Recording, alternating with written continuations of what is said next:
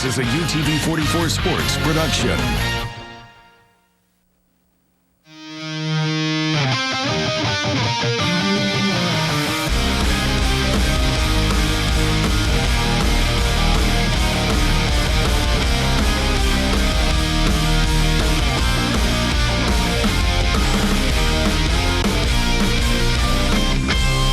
The UTV 44 High School Football Game of the Week, presented by Subway.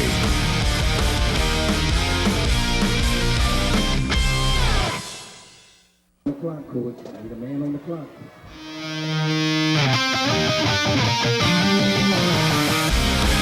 UTV 44 Game of the Week brought to you by Subway, and tonight it's a 6A game and a region matchup as well. A couple of teams undefeated in the region. Murphy traveling to Blount to take on the Leopards tonight.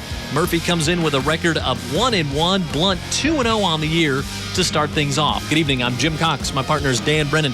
Vic Lockett. Offense going to be the key tonight, and we're going to talk about it for a lot of reasons, Dan. But starting off for Murphy, you look at the quarterback position, although maybe it's not so much of a quarterback. Yeah, it's really not a quarterback because in this single wing offense, you've got two guys back there that can take the snap, but when May gets it, we're talking about KJ May. We saw him as a sophomore. He's absolutely spectacular. Now, May is a guy that can take it coast to coast. They'll get him the ball in a variety of ways. He can also throw it. This is an offense like you haven't seen in many, many years. So who's got the ball? When one has it, he can be explosive. Yeah, on the other side, you look at the quarterback for Blount, Quinteris Toppings, and he is an explosive player as well, Vic, and I think you also got to look at the new offensive coordinator, Chris Samuels. Chris Samuels is here now, and he's helping out Quinteris Toppings, and, QT as the kids call him as you take a look at him. We saw him as a freshman. He was sensational then, kind of had the proverbial sophomore slump season, but now he's back, and he's going to have to be on his P's and Q's tonight. Both teams putting up well over 350 yards of total offense on the ground, so it should be an offensive, explosive game here tonight at Blount. Stick around. Kickoff comes up right after this on the UTV 44 Game of the Week, brought to you by Subway.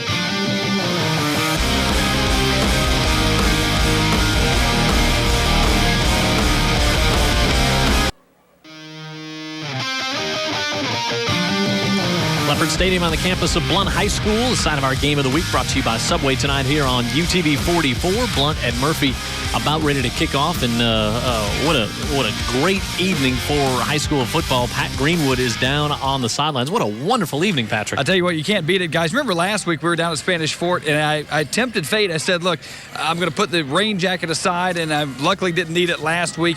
Tonight, no issues whatsoever. And when we talk about these two teams, you guys talked about the offensive firepower, and I'm so glad we have such a great night in terms of weather, because you didn't want that weather slowing down either of these offenses. Not going to be an issue tonight. Field is in excellent shape. It's a great stadium out here at Blount High School, so looking forward to seeing what these two offenses can do in perfect weather conditions. Yeah, I talked a little bit about that a second ago. Last week in the first half, Blount put up 359 yards of total offense just in the first half against Bryant. Murphy comes in averaging 367 yards a game on the ground. Wow. I mean, that is just churning it up. That is a wow. Yeah, it is. And again, with Murphy, it's who's got it in the single wing. And with Blount, it's Chris Samuels saying, you block your guy. Everybody does that. We're going to run it straight at you. And we got Toppings. We can work in some play action. We'll do that, too. So two completely different offenses. When you're watching Blount, it really looks a lot like, what you see on Sunday. Yep, absolutely. When you look at this matchup between these two teams, Murphy has dominated the series. They've won 19 of the 26 games, including 5 of the last 6. But check out the score differential in these last 5 games. Murphy and Blount, it's always tight. The scores have been decided by 2-1. The one was the one that Blount won 2 years ago, 7-1 and 4. So it's always a tight game, and I think that's what we expect tonight. I think so. And again, these are young men that have played against each other, and in many cases with one another since Pee Wee. They live and breathe football. Now some of these guys also play a few other sports too. May, in fact, was a starter on Murphy's basketball team that got to the state finals last year. It's just such a football culture in the city of Mobile. Sure. These young guys, they strap it up early, eh? That's right. And that's why you got Chris Samuels coming back down here to participate in this level of football because he knows you get quality players and you're going to get quality play. And there's nothing like South Alabama football. And I understand it's like night and day from last year looking at this offense. It's going to be, Ron Lee was saying, he said, really, he said, I did a little of this back in Satsuma. Actually, today I did a little bit. He said, then we put a little bit in against Davidson last year, and then we did some against Theodore, and then this offseason we said, all right, we're all in. Yeah, that's when Ron went to the single wing, and they did, they did a lot of research on it too. Tredarius Adams bounces this one in the air, goes off the hand, and having to hustle back will be Tevin McKenzie, and he just falls on it back at the 5-yard line. So the big hop by Adams off the kick, and it goes off the hands of Jarvis Boone and then back, or Jarvis Turner, and then all the way back go the Panthers to start. There's the offensive lineup. You see Cameron May, the wide receiver. When they do throw it, they like to go his way, but the whole backfield thing, it's going to be a challenge for everybody tonight. May, Howard, Smith, and Tevin McKenzie. McKenzie with 170 yards is the leading rusher back there. I watched their game against Foley for a half at Ladd Stadium in the opener, and at halftime I had to take an Excedrin. I just couldn't I couldn't keep up what's going on. And so we'll see it here. May will take it.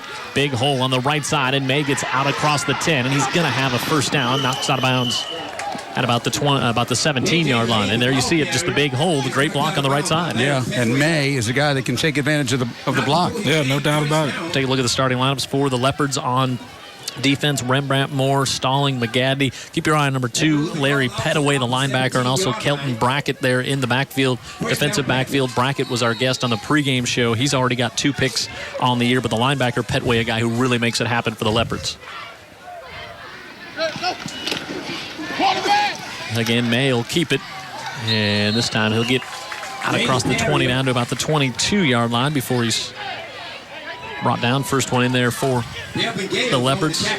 Devin Gales making the stop. Guys, I think we were here. We weren't here, but last year against McGill is when Murphy debuted this box offense. So apparently it's working well for them, and they're going to stick with it. This is KJ May is down on the field, and this is something that has plagued this Murphy team is injuries to the quarterbacks 4 years in a row. Right, and one of the things Ron was saying is we're not going to have a quarterback now. We're going to spread things out. We're not going to just have one guy get the snap, and maybe that'll. He told that to me in a joking manner when I met with him earlier this week. But May missed virtually the entire year last year. That is actually not KJ May, my mistake. It's Brian Smith, number 17, who is down there, one of the H-backs. It's brought a hush over the entire crowd here. Prayerfully, there's nothing serious, and he's okay. Like how the two teams respect the injured right now, kneeling down. Great sportsmanship there. And both sides are giving him a hand as he gets to his feet. Yeah, that's a good sign. Yep. Yeah, it is nice to see the sportsmanship. Things got a little off the tracks last week. Yeah. But I think Commissioner Savarese straightened that out. Hopefully we won't need him anymore this year. It's 2nd and 5, and here come the Panthers. So just underway, 2nd and 5 for Murphy. He hands it off to McKenzie, trying to get around the far side, and Tevin McKenzie back to about the 25 will pick up a couple. McKenzie is senior, 3 touchdowns on the year, 170 yards coming into tonight's game, and 3rd down and about 4 coming up here for the Panthers. Yeah, a lot of misdirection on that play. You got to really read your keys if you're going to play defense against it, because you don't know who's going to have the ball and which way he's going to go. That's got to slow down to some degree, this fast, blunt defense. Yeah. On the keeper, May is going to have the first down. And out to the 35-yard line. I talked with Todd Watson, the Foley coach, who beat Murphy in week number 1, and he was saying that this Leopard defense, as we watched the replay, he said complete 360. Yeah, he said they'll be very good at making Murphy snap it again, meaning they have the speed that they can make him have to have sustained drives where you might not see that big play drive that you might see against some other schools. Yeah. But a fresh set of downs here. May on the keep, hurdles his own man, and now tries to get to the outside. to the 45, wrapped up, brought down from behind. Yeah, Quentin Lucius with the stop. He's really good in tight spots, too. Yeah, he's able to negotiate, and then he tries to break it outside with his feet. It's going to be pretty tough against, like you said, a fast sideline-to-sideline team like Blount. All right, we'll get an injury update from Pat Greenwood right after this snap. Another set of downs for the Panthers at the 44. I think at the 45 they'll mark it at, and then we got a flag. Pat Greenwood. Well, over in the Murphy sideline, they were looking at Byron Smith's left knee. I think somebody just came across and just hit his knee in a weird way. He's got his helmet back on. He's doing some running up and down the sideline. Looks to be just fine, so that's good news, obviously, for Byron Smith and the Murphy Panthers. Against defense. 5-yard penalty. 5 yard, previous spot, first down. Against the Leopard. All right, Vic, so how are your keys different if you're a defensive guy tonight than what you're used to seeing? Well, to tell you the truth, I've never played against the box, so I don't know what they're telling them about. Normally you would, as a linebacker, see through the guard to the fullback, but there's 3 guys back there, and any of them get the ball. Yeah, this is Andrew Howard with the direct snap, and he's going to have the first down. You're talking about Blount having enough speed to offset a big play, but if you react 2 seconds too late, your speed's not going to make up for that. Exactly. There's so much misdirection here. Even Murphy can break up. They can break up a long one even against a Blount team because, again, right up the gut right there. And to me, that's the third guy I look for. Sure. I mean, it's probably difficult to get ready for in 1 week's time, but, halftime adjustments would be crucial. May to the 40. We talked about that with Kelvin Sigler on the pregame show, and he was saying it was very hard to replicate that in practice. They had coaches out there on the field trying to show exactly what it is. And I think something else that we saw there on that last carry, Andrew Howard, is you get a little different look as well. Howard's 6'1", almost 200 pounds in the backfield. Very different than when KJ May's got the ball. Yeah. Sure. And Chris Samuels got fleet feet, but I don't think he's as fleet as May. That one a high snap, and that broken up by the Leopards nicely, and the offensive timing you saw was off just for a second there, and Ladarius McGadney came in and made the stop, and now third and very long coming up. Yeah, he had to stick his arm out there and gather the ball, and before he could do anything, as you say, McGadney's right on him. It's like Blount may be trying to penetrate to offset that timing. Third and about 15 here. Coming up for the Panthers, and May looking to throw for the first time, looking to air it out for McKenzie, and that was well over his head and incomplete and fourth down. Also well defended. Yep. Yeah. Kelton Brackett, we'll talk about him a lot. We've seen he's got 2 picks already in 2 games or 2 per game. Yep, two and so far this season. And big, if you're Murphy, I think all season long, the first handful of times you get the ball, very important to score because the confusion will never be bigger for the defense than it is to start the game. That's right. The first series, you're out there on defense trying to figure out who's who and who's on first. And just like you said, the best opportunity is the first possession. I'm excited to see this Blount offense, too, and I'm just getting the feeling this could be Kelvin's best team since he's been at Blount, his 4th year. Janowski Davis inside the 10. A little slow start as he stutter-stepped it. Now gets out to the 30, still on his feet. Runs out of real estate, and he's tripped up there right in front of the Blount bench, and the Leopards will take over. Busy Friday night as per usual tonight here all throughout our viewing area. Sweetwater with the win over St. Luke's last night. Theodore and Bryant Baker looking to go 3-0, taking on Faith Academy. Mary G. and Davidson tonight. McGill, Tulane, Baldwin County. Big one going on in Baldwin County. Daphne and Foley tonight. Fairhope trying to bounce back against Citronelle. Also against Satsuma. Viger and Citronelle tonight. LaFleur, Gulf Shores. That should be a good one. Spanish Fort, St. Paul's. Boy, that's got some storylines now. And see some of the other games taking place. Choctaw County and Mobile Christian. Leroy and South Choctaw going at it as well. But here tonight it's Blount and Murphy on UTV 44. Game of the week brought to you by Subway.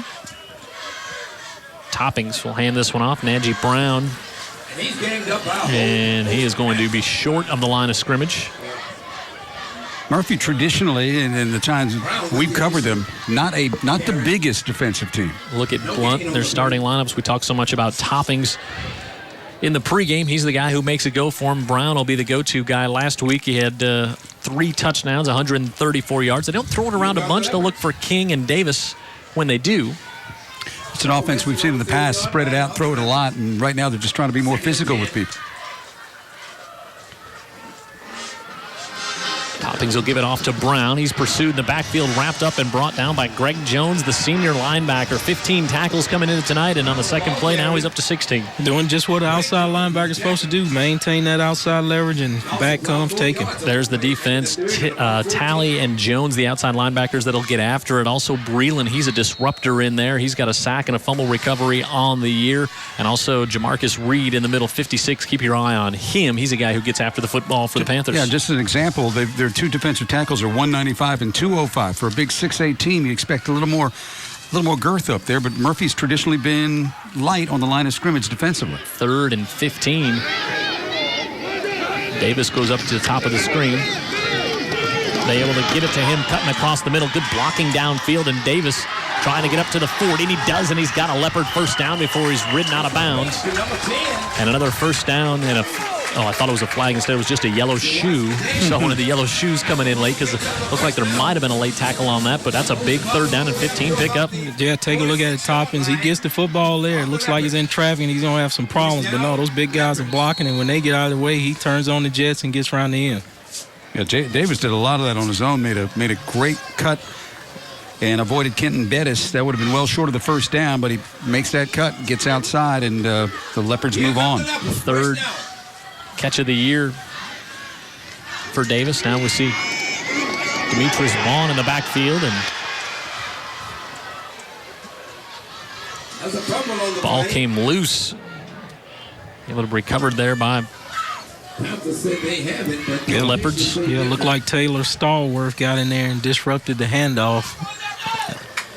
And the ball came out, but I think Blount stayed on it, huh? Yeah, I think the tackle, Growlin Jones, came up with the loose ball for the Leopards. 2nd down and 8. And we get a flag from the official on the far side of the field. Timeout. Didn't see nothing offensively. Could it be our first sideline warning? Well, he's on the opposite sideline where he threw the flag. Yeah. Is it Murphy or? Nope, they're going to walk this one off against the Leopards. Some violation against dead balls.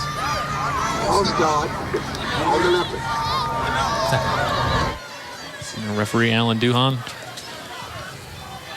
It was a very well disguised false start because the three of us missed it. Yeah, but sure.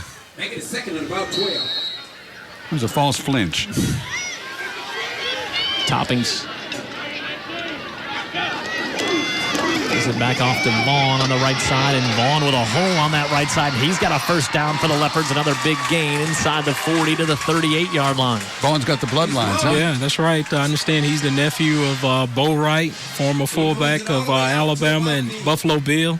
And he's running just like his uncle right there, breaking tackles and getting to the outside.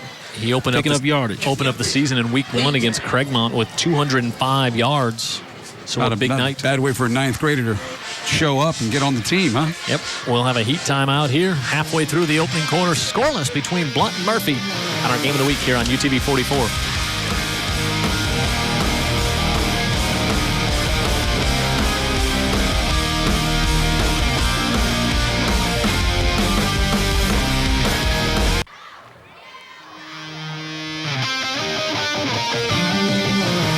.44 left in the opening quarter here at Blount. Scoreless.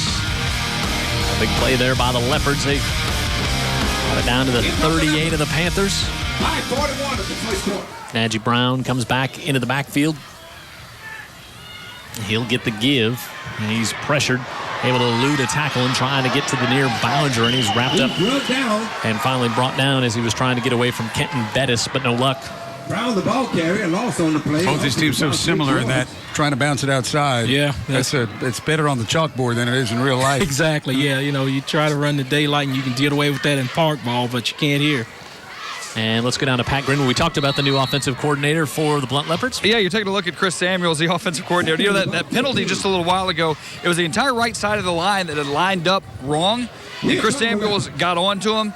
That dude's still big. I don't want to get on his bad side. So I think that right side of the line will not make that mistake again. That's why this guy's a former All-Pro. Yeah, and like we said on the pregame show, first ballot Hall of Famer when his time comes up as Leopards back up near the 40. And just what a great story about a guy who, I mean, let's be honest, playing the NFL as long, he doesn't need to be coaching at Blount High School. And he's volunteering. Yeah, coming back and wanting to give back to the community, but I think and can help in so many more ways than just football. Sure. You know, he can instill in these young men how to become a professional, and, you know, he's been there and done that, and there's somebody that they'll look up to. Yeah, just those life experiences of leaving Mobile, getting out, seeing the bigger picture, you know, getting his degree at the University of Alabama.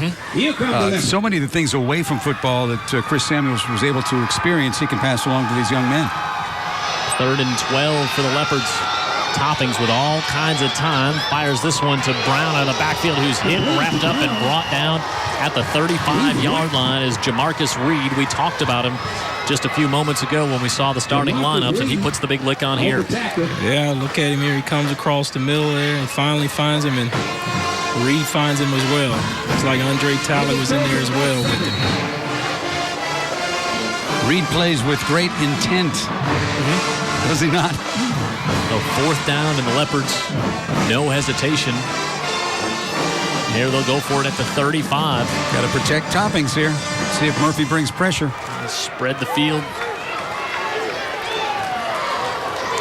Toppings got command of that offense, getting the back lined up. Looking to Demarcus King, and he's got the reception, cuts it back to the inside, and he's got another Leopards first down inside the 25. Well-delivered football. Hey, I was about to say, you know, Toppings, I mean, he's got the mechanics for sure, and he'll get the ball delivered. You know, I love that about him, so I'm sure Chris Samuels is going to make him much better. We love to hear from you all throughout the game. You can email us, heyguys@utv44.com. We love to get your emails. We'll read as many of them as we can during the contest. We're flooded with them last week. Sure were. That game just had a lot of people checking that thing out. Yep. And I'm sure we got a ton tonight. And the fact the game went 4 hours and 9 minutes didn't hurt. We had a lot of time for people to email. Brown on the right side with a big hole, looking for a block downfield. He gets one from Davis, and he's inside the 10. It's 1st and goal, Leopards. Well, it was that right side of the line that Chris Samuels was mad at. Maybe he's not so mad. I will say they have corrected their mistake. Yeah, he just kind of veered that thing outside. If you take a look, he just goes right and just keeps going, climbing the hole, and, hey, it's daylight outside, where it's not been in terms of the Leopards defense, but Murphy defense showed him some light out there, and he takes it. Maggie Brown, as we said. But Jimmy Young, a 250-pound fullback, helping lead that play. Sure, and you can see all the talent in the Blount backfield. They're going to take him out and put this freshman in there, and he can hurt you. Yep, Vaughn does come back in, as Vic alluded to, and he'll get the handoff, and he's shanghaied back down to the 10. They're looking for a face mask call, but nothing doing as pressure came in, and that was blown up from the get-go. It's the first one Justin Lett. Linebacker comes in. Yeah, if you take a look, I don't see how they didn't see it was up high there. Wow. But he never got he was underneath the helmet, but he never had the face mask. I think that still counts as being a part of the headgear, doesn't it? He got the helmet, and I'm really surprised that one got let go. Yeah, it wasn't exactly on the face mask, but I think they count that as well. I know I've gotten flagged for it. Well, they just didn't like you. Yeah. Because you didn't like them, Vic. We'll go back to Vaughn. He takes a hit, stays on his feet, steps out of bounds inside the 5. You know, I'm sorry, Vic. What I see from Vaughn for a guy this young is a big lower body. Sure. You know what I'm saying? Yeah, and I was talking with Coach Sigler earlier. He says he's a young guy. He still needs to get in the weight room, but if he gets any stronger, look out. Yeah. And I've heard, through the talking to the community, yards after contact is what you're going to get out of this kid. You just saw it right there. Yeah, I think we're going to see it all night. 3rd and goal for the Leopards here from the 5. But think about the young body being that mature to take the hits and keeps on rolling 4 quarters. They bring Brown back in. What a drive here by the Leopards so far. Clean. Brown takes the handoff on the left side, gets low and surges in. No signal yet. Oh, he is inside the 1, right down on the goal line. Guys, did you see that offensive line just kind of paved the way there? Yeah, again, all that came to mind was Chris Samuels. Hey, that's all you can think of. We don't want to anoint this guy for the high school coach Hall of Fame already, but through this first series, just like people have told me, it's night and day from this offense to last year. With the big pull there, you couldn't even see Brown behind the line. That was Deontay Blount, one of the guys leading the big charge here. 4th and goal from inside the 1 for the Leopards, and we're inside a minute to go in the opening quarter. They give it off to Brown. He's hit. He's in for the score. Najee Brown in for the score on an impressive drive for the Leopards. Yeah, unlike Reggie Bush last night, he got his 4th and 1. Straight ahead. You can't blame Reggie Bush last night. Not Reggie Bush. It was my guy, Mark Ingram. Mark Ingram, yes. Yeah, they got it all right, and they look like, again, this is an offense that is very intent on running the football, and it looks like they know how to do it, and a lot of that's got to do with will. Sure. And it's probably come from what we were talking about earlier. You know, Coach Samuels has talked to him about, hey, you can do this. You got to believe in yourself, and, hey, they will themselves on in. Jesse Wright, your prototypical 6'2", 265-pound kicker on for the PAT. It's up. And he's got it. It's good. As long as it's good. So the Leopards driving down the field. On their first possession, they lead by a score of 7-0 late in the first on the UTV 44 Game of the Week, brought to you by our friends at Subway.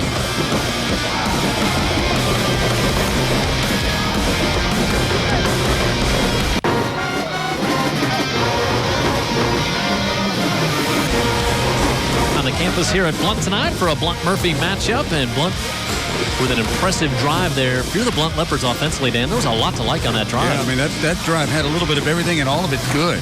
They established the run game, which they wanted to do. Their backs ran hard. Their line blocked very well.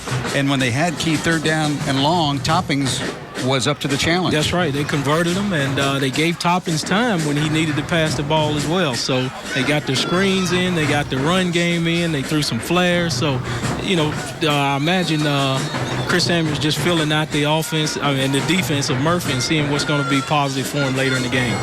Adams with the kick. McKenzie will watch as Michael Hudson actually takes that one. Well, he's across the 30 to about 33. Even in the kickoff returns, they're like the single wing. You don't know who has it. Big part of the defense, we'll talk about it in a second there, Vic. Look at that drive. 14 plays, 7.5 minutes they ate up on there, going 70 yards. That brought to you by Spring Hill Toyota. Is part of it not to get frustrated early in the game if you're a defensive player going against this formation you hadn't seen before, Vic? No doubt. You know, you've got to settle down and figure out your keys and see what's going to be good to get you to the football. Got to be sound on defense. McKenzie on the left side has a hole, and he's hit at the 40, and he's going to push ahead, and he's going to have the first down. And just as we talk about it, you're not sound right there. Going to have to make some adjustments at halftime to figure out this offense. Yeah, watch Lucius go up and try to hit him high, and McKenzie does a good job to bounce off to pick up a few more. I'll tell you what's confusion is KJ May doing that 360 there. Yeah. You just don't know where he's going to release the ball. That's part of the offense. That's not a hot dog move. That's how it's taught. Yeah. Big hit. Now that time he did no 360. He just went straight ahead. It was an easy read for the linebacker. Hey, just come right up there, fill the hole, boom, and stop it right there. Take a look at it. Now just come right there, meet him in the hole like you're supposed to, because there was no misdirection, and you just get an easy read on that. Yeah, that was LeBaron Rogers, just a 10th grader coming up to make that. We've had our share of hits. Ooh, we'll take a timeout. We are through 7-0. The Leopards on top of Murphy on our UTV 44 Game of the Week.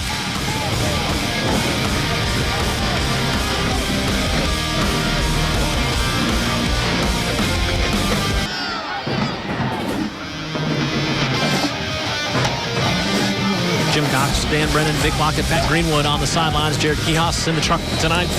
UTV 44 Game of the Week as we start the second quarter.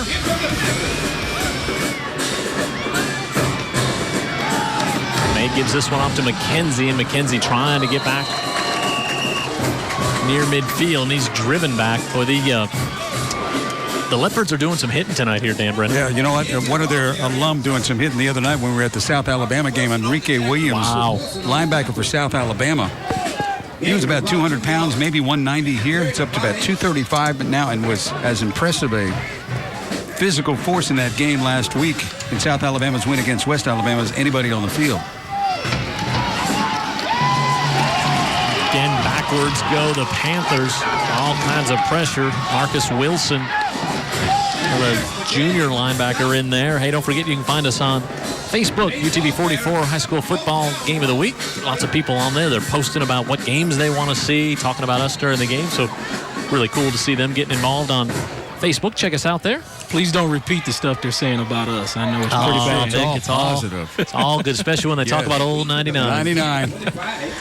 So what a defensive stand there by the Leopards. And that will force McKenzie on to punt.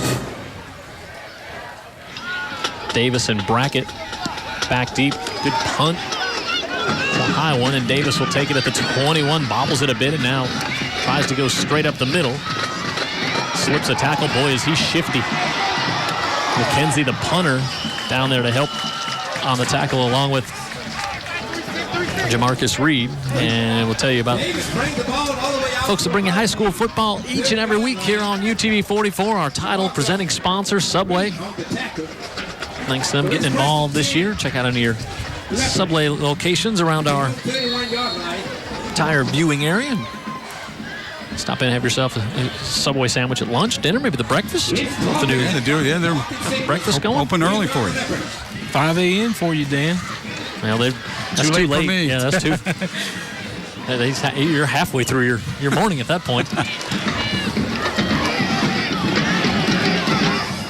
This time they'll give it back off to Vaughn, the freshman, and he'll pick up a couple. Greg Jones has been very busy in the backfield for Murphy. He's done a nice job of penetrating and getting the first lick in. Had a good year last year. Played as a junior last year. He did. He's got good size, 6'3", 190. But true to his billing, Vaughn, he's going to make that initial tackle, earn the tackle. And right there, he broke through it and got back to the line of scrimmage just about. It's a nice evening after all those hot practices for these young guys. Yeah, finally starting to feel a little relief. Like normal football weather. Long hit low this time and got back to about the original line of scrimmage. Yeah, he couldn't find nothing on the outside. It was just some Panther defenders out there waiting on him, and just like you said, got him low. That may be the best way to get that young man down. And third and about 7 coming up. Vic was talking about Topping's mechanics, and even as a freshman when we saw him a couple of years ago, that was the thing that struck you, not just his productivity, but he just had the sense that he was older than he was, or he'd been around playing more. He may have to throw it right here. You'll see what we're talking about. He's going to pull it down and tries to get to the near side. He'll be hit out of bounds at the 37-yard line. So Murphy's defense answers with a big 3 and out. That's basically a trick play right there, because you don't really expect Toppings to take on that role of trying to run it when you have so many talented guys that can do that. Yeah, take a look at it. It was supposed to catch the defense off guard, but that's not one of his strong suits running the football. He's just like you were about to chronicle there. He's more of a passer, and he's got the technique and mechanics. Yeah, Sanders did a good job. The Rover did a good job shedding that block to get to Toppings and force him out of bounds. And Eric Norwood on the punt. And we'll see Marcus McCants back at the 30.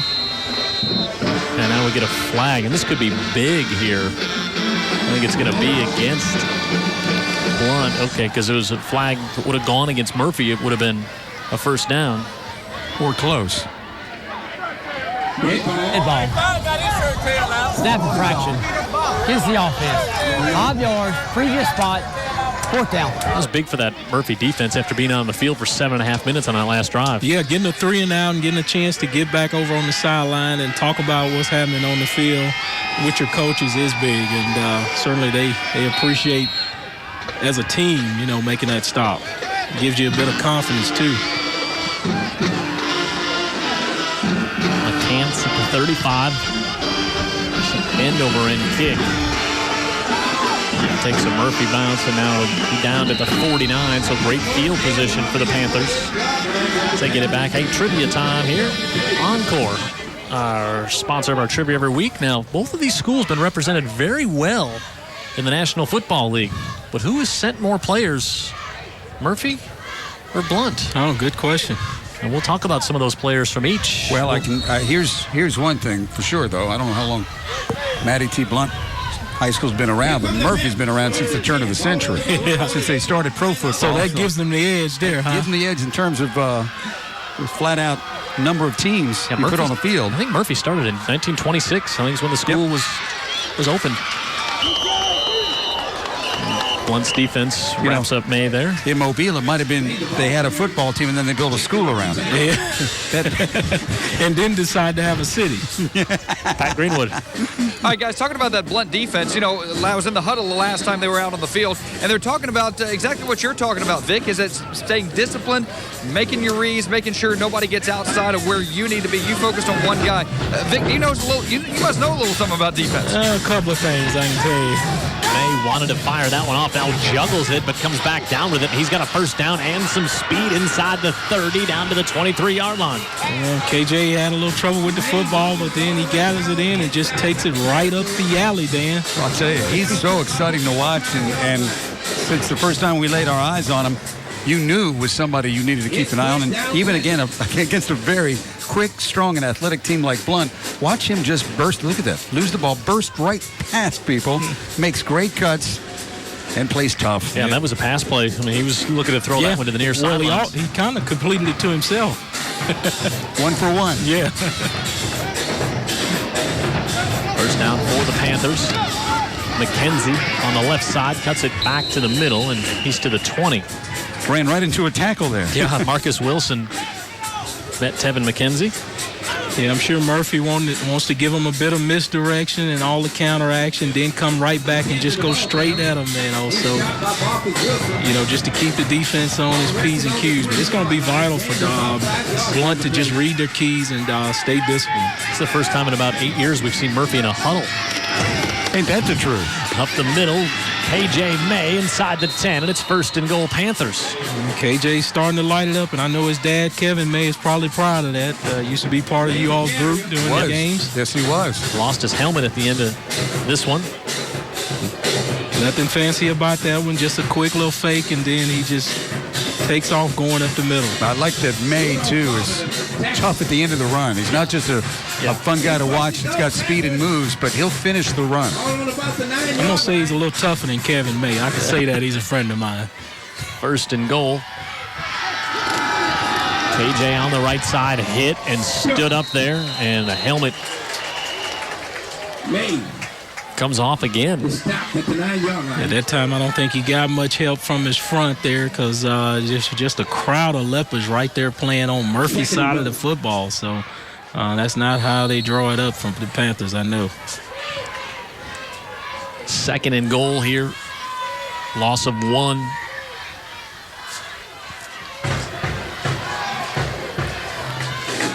KJ May gives it off. McKenzie hit. He's going to be driven back. But there is McGadney in there for the Leopards. He was the first one that filled that gap. Yeah, excellent job by him. Not turning his shoulder, just sitting right there, letting the football come to him. And that's what you got to do. Actually, that was number 30 in there as well. Yeah, LeBaron Rogers. He was there. McGadney also in on the tackle. That's 2 big stuffs on 1st and goal from the 9, and now we got 3rd and goal from the 11. He does put it in the air. Look for him to try to go to Cameron May, number 14. He's split out to the top of the screen. They look for the fade to the end zone there. Brackett in coverage, and now they're going to throw a flag and call pass interference. And one-on-one out there. Brackett, the young guy that verbally committed to UAB, probably, no doubt, their best cover corner. Never turned around to look at the football. Yeah, and he was engaged with May. We'll get a better look at it right here. Yeah, take a look. Just like you said, he didn't get his head around, and he's just chicken fighting with him, and they're going to call it every time, Jim. Yeah, didn't get his hand around and a handful of jersey, which will... Yeah, his hands were busy. Which will bring the flag. We'll get a listen in here. Pass interference on the defense. Down to 5.5, as you see here. Against the defense. Half the distance to the goal. Automatic first down. Now we'll get a heat timeout as well, and we'll take one. This is a good one. This is what we thought it was going to be. It's the UTV 44 Game of the Week brought to you by Subway. 7-0, Blount on top, but Murphy's got a 1st and goal from the 5 when we come back.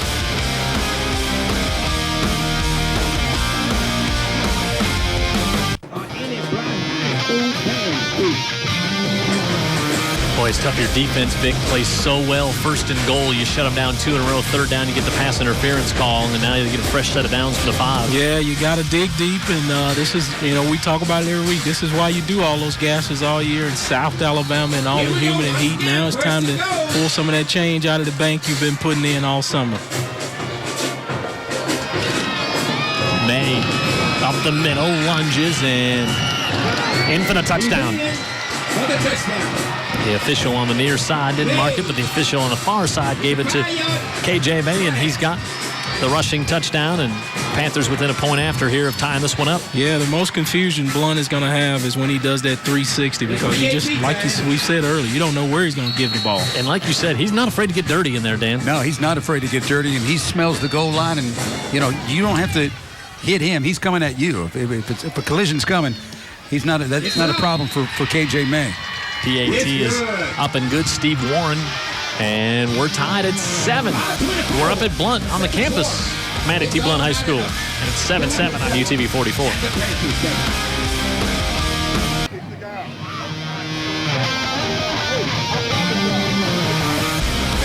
It's a good one here. Region matchup. A couple of 6A schools doing battle on UTV 44. Blount and Murphy.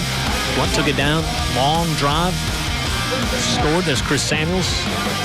Would you listen to him if he was talking to you? Hey, I'm listening if he turns up here and says something. I'd drop and do 20. Well, I'd get to about 4, and then he'd yell some more. Well, he'd make you run, Jim, and you'd run all day. Yeah, that's right. That's Jim's playing into his game.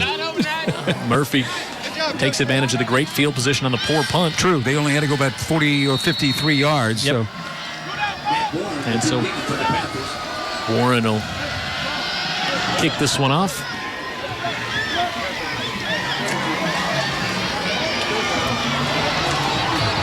And this is King getting to the outside. Jamarcus King out to the 35, maybe the 36. So decent field position for the Leopards. More of our friends that bring you high school football each and every Friday night.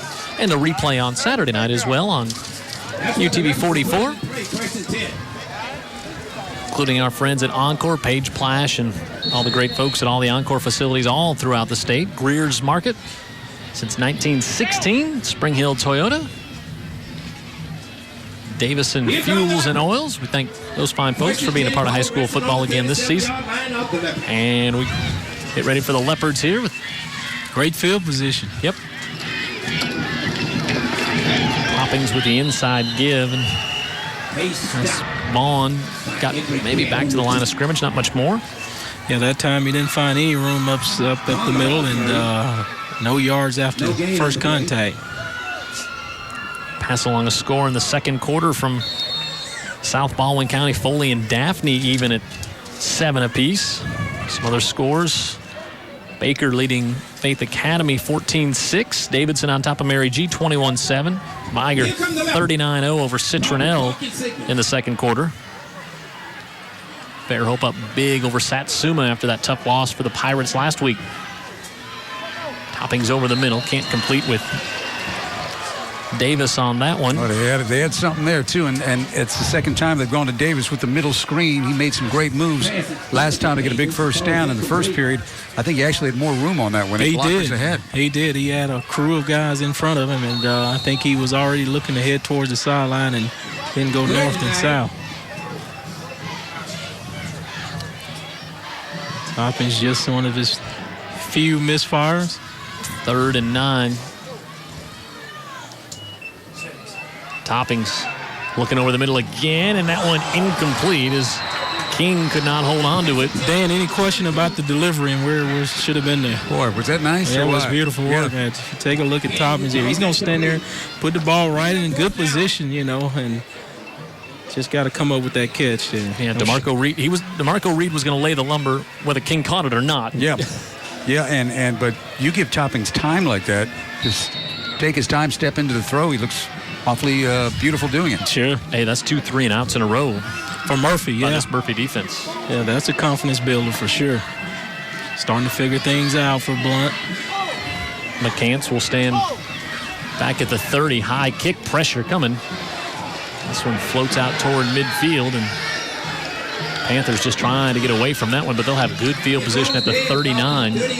Again, Murphy's going to benefit from not the greatest kick and some decent field position here, Jim. Yep. Spring Hill Toyota, proud supporter of high school football on UTV 44. Check out the certified used vehicles at springhilltoyota.com.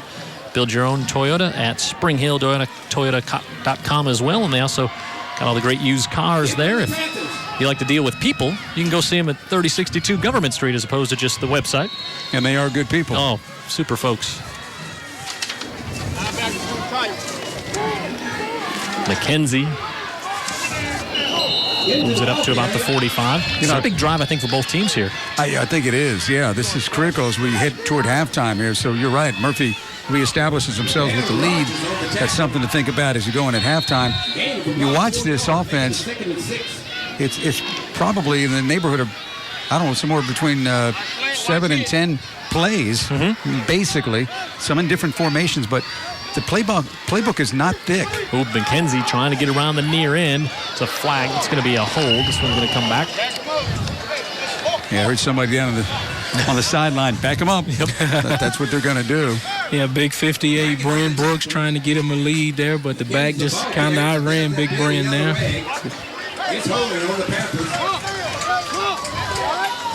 Love dealing with both these coaches, too. Kelvin Sigler at Blount, just a prince of a guy, and our friend Ron Lee, who we've always enjoyed so much visiting with at Murphy. Learned so much in the pregame show about Coach Lee, the dancer. If there was a local version of DWS, Dancing with... I think there's a T in there. DWTS. All that. Dancing with the Stars. Dancing with Stars. See, if I started, that's what I would name it.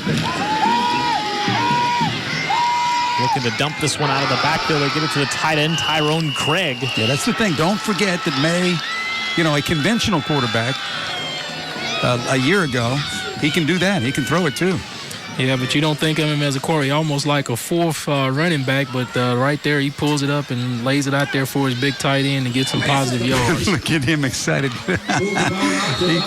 KJ was one of the guys talking about how he has known some of these Blount players since Pee Wee, since 4 or 5 years old. Which makes the quality of ball down here. Third and less than a yard, and May will get the first down. Hey, we got an email in from Chuck Dart.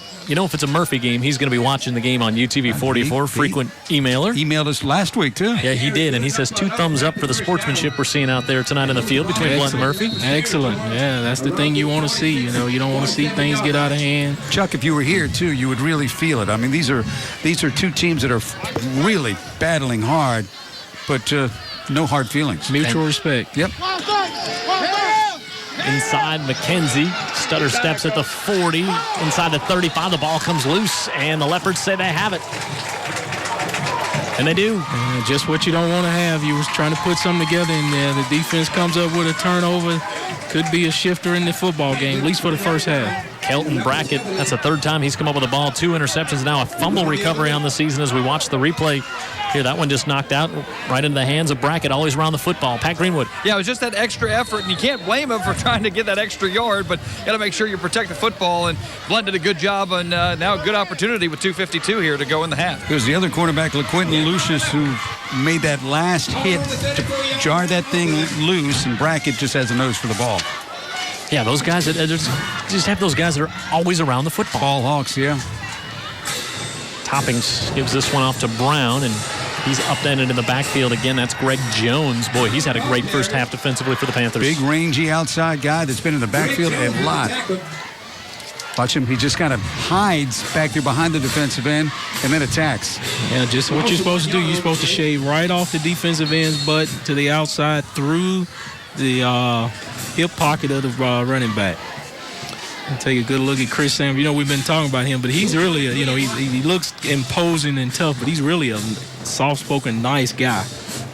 Really, I think the right side of that offensive line might differ after that first time out we saw in the first quarter. Nah, when it's time to exert his authority, I'm sure he does it. Toppings sets up in the pocket, strong arms this one to Davis, and he's got the first down to the 35. That was a frozen rope over the middle. Yeah, deep slant by Davis, and man, Toppings again takes his time, and then just looks so good delivering the football. And we're talking about just a guy that's his second full year playing quarterback. I mean, hey, you don't see this quite often. The quarterback stands up there strong in the pocket and then just delivers a strike right there coming across the middle of there. skinny little post, looks like. A laser, like Jim said. It was there. Inside 2 minutes to go in the second quarter. Toppings again.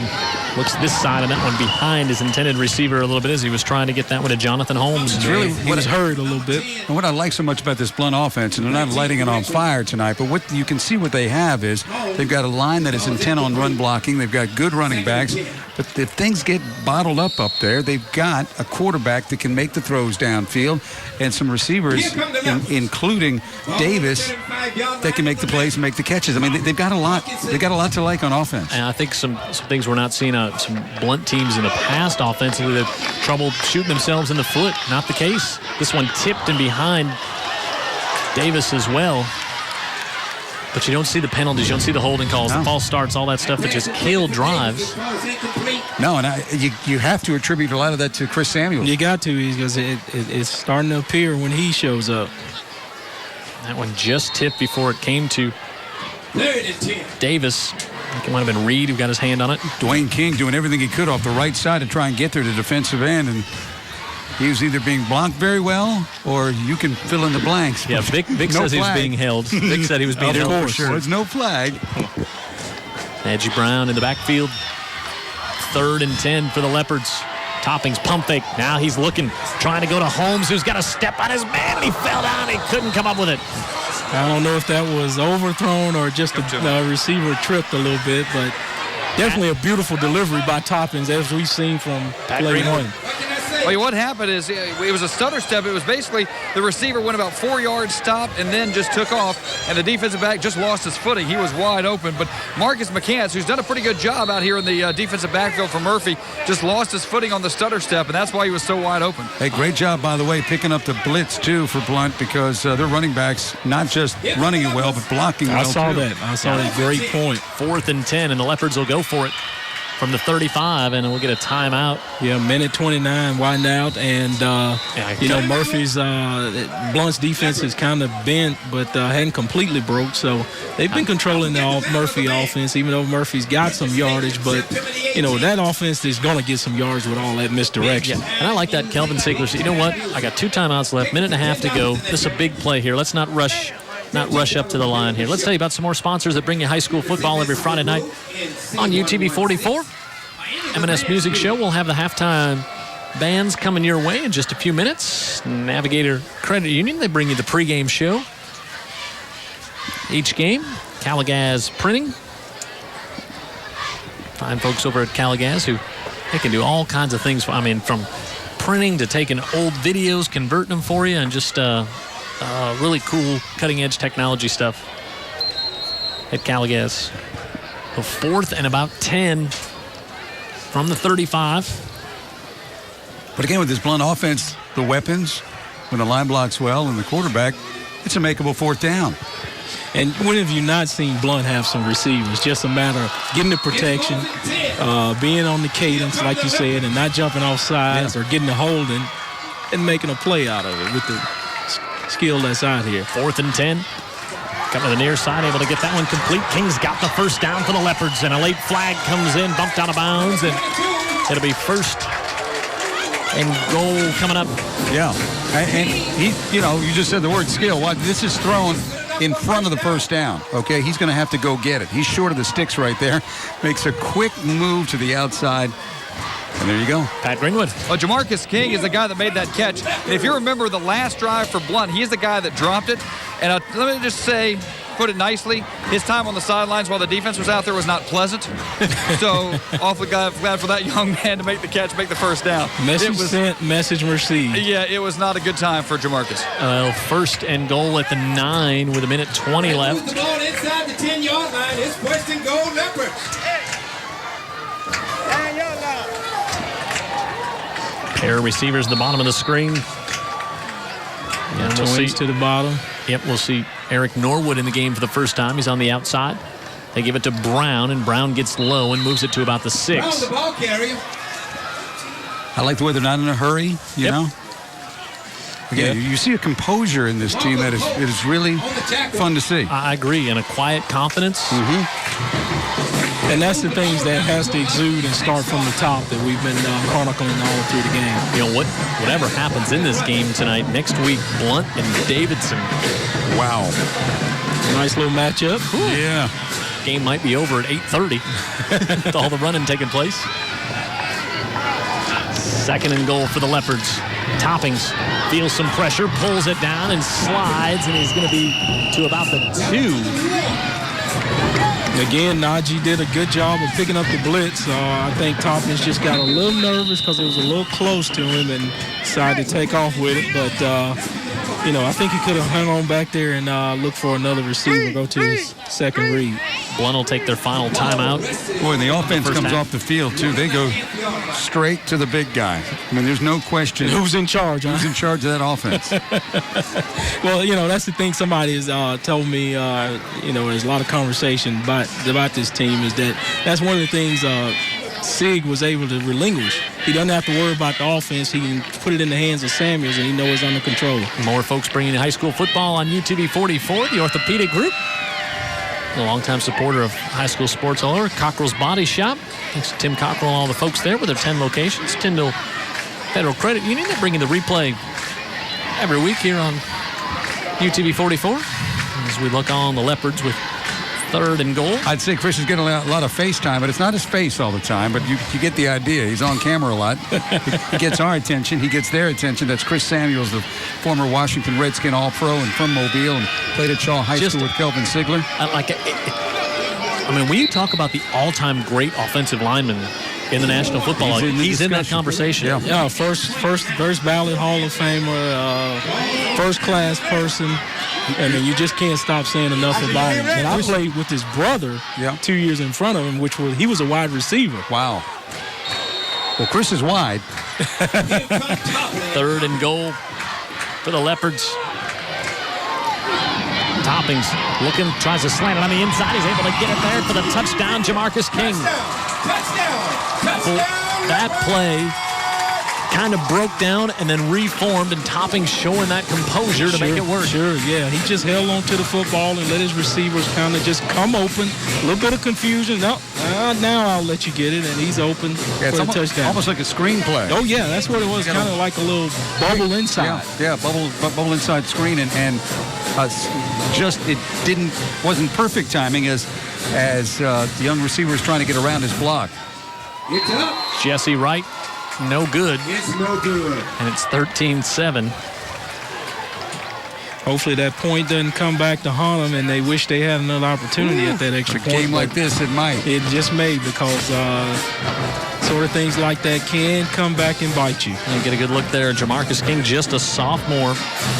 And talking about the depth and the kids to come. I mean, we got freshman running backs, and you're talking about sophomore receivers, and Toppins, the junior, coming back next year. I mean, look out. Well, and also those young kids being in this offensive system. This is the first year, and how much more comfortable they'll be with it next year and down the road as well. Yeah, I think if we're able to hold on to Samuels, yes, he may start getting paid to do this stuff. Yes, I'll tell you, but just from this two-quarter sample of the Blount offense, it's been very impressive. And for you guys to say that, y'all have been looking at these games more than I have, and over the years, I mean, that's saying volumes. They just look crisp and fresh, and they know what they're doing, and they've got, again, they just have a purpose with this offense, and they follow it through. You know, Blount, we were talking about some of the kind of, I don't want to say struggles, but, the last time they won a region championship was all the way back in 1998. Well, Blount, of course, was a 5A school, so when they jumped up to 6A, tougher neighborhood. Sure. So you've got other programs. There's some bullies already there established. Exactly right. They got the corner, man. When they won their last region championship in 98, that was their 8th in the last 9 years. Of course, that great run they were on with Ben Harris at the time. Yes. A dominant team. Our old friend Tank Brand, of course. Oh, I was thinking about that driving here today, about just a night like this makes you think of the old coach. Yeah. He had, of course, great history with Blount and Viger. Yep. And the entire Pritchard community, which is a proud community I'm from, and we're proud of these two high schools, Blount and Viger, out here, and City of Champions. Yeah, right? That's right. Ron Davis named it. Mayor Ron Davis, City of Champions. Down to the 11. This is Tevin McKenzie, and he'll have good field position, but The Panthers will not have much time as they're down to 15 seconds, and the clock continues to run, actually down to 13.8 seconds. And we'll give a chance to quickly tell you about more of our folks that bring you high school football every Friday night. If you see these, you stop in any of these businesses or know any of the business owners, just thank them for bringing us high school football. Frank Lott, Heritage Homes. His wife, Allison, celebrating her birthday this weekend in New Orleans with Frank, and I want to wish her a happy birthday. Also, our friend Bud Urquhart at UJ Chevrolet, longtime supporter of high school football. Chris Smith at Smith Industrial Service. He's at the St. Paul's game tonight, I promise you that. And Wes Williams, the Wheel 2 boys, as this one floated out and this hangs in the air, and it's going to be complete at the 22-yard line as they see Torian Williams get his number called for the first time tonight. Blowing his sleep back there. I'm surprised the clock didn't run out. We had a play near the end of the half last week. Somehow 12 seconds rolled off that clock with a quick out to the end zone. So at least this time, Murphy gets a fair shake with the clock. And Murphy will take a timeout here with 5.9 seconds left. Well, now you can take a shot at the end zone with 6 seconds left. Is it field goal range yet? Well, it'd be you're spot that one at the 24, so you're looking at a field goal of 40-plus yards. Maybe not for this level, but they're getting on the edge of it at least of getting some points out of here before they go to the half, because I thought they were going to just kneel down and take it in. Yeah. But Coach Lee electing to catch the defense asleep, and he hung it up there for a receiver deep and came down with the football. Got what they wanted. Got what they wanted, exactly. I think what they really wanted is to run it into the end zone. I didn't quite get off. Well, at least you're now in a position to get it in the end zone, and the probabilities are greater. Don't forget, next week, our high school football game of the week. McGill going up against Foley. Should be a good one here on UTV 44, but we got 5.9 seconds left in the first half here.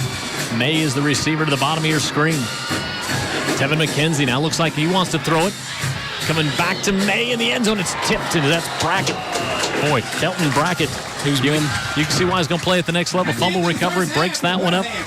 And the lead for the Leopards is 13-7. There's your football player. And I tell you what, he's got some folks in the family here in front of us in front of the box there to support him. All right, let's go down to Pat Greenwood. He's got Kelvin Sigler. All right, thanks a lot, guys. Coach, first of all, this Murphy offense is tough to defend. You got to feel pretty good about your defense right now. Yes, we knew it was going to be complicated. They ran it great, and like I say, it's hard to simulate it in practice with our guys, but defense is doing a good job. There's still some things we need to work on. We're going to make some adjustments at halftime. Hopefully we can come back out and handle it better. And you punched that touchdown in with a couple of minutes to go. Offensively, you got to feel pretty happy, too. Yes, we got some guys out, but we got a couple of kids stepping on making plays, and we just got to continue to make plays. All right, thanks a lot, Coach. We appreciate it. 13-7. Hey, look, we've been looking for a good game. We got one today, no doubt about it. Yeah, we knew this was going to be a close game, and they always are when these two teams get together, and that's what it was. Hey, our player of the game, at the end of every game, you're able to vote on the player of the game as to who you want, and the player of the game last week, the quarterback from Gulf Shores, Brandon Silvers. Boy, he was an impressive guy all night long, Dan. Yeah, in a loss, but again, this is a quarterback. We liked everything we saw of him, huh? Sure, yeah. He's got the mechanics as well, and he'll deliver the football. Big old tall kid, and he'll stick it up in there, too, if you take a look right there. He was one of those guys, really a great leader on the field. You could see that throughout the entire evening. That play kind of typifies that game, too, because the whole thing was a little bit on the edge, as you all know. After tonight's game, you can log on to UTV44.com, and you can vote for the player of the game. Kelton Brackett, the defensive player, he's making a run to get his name on the website at the end of tonight. Absolutely. Don't want to tip the hand, but we're saying it. I got you. Rogers, too, now. When we come back, halftime show coming up by our friends at M&S Music. It's 13-7 at the half at Blount. The Leopards leading their rival, the Murphy Panthers.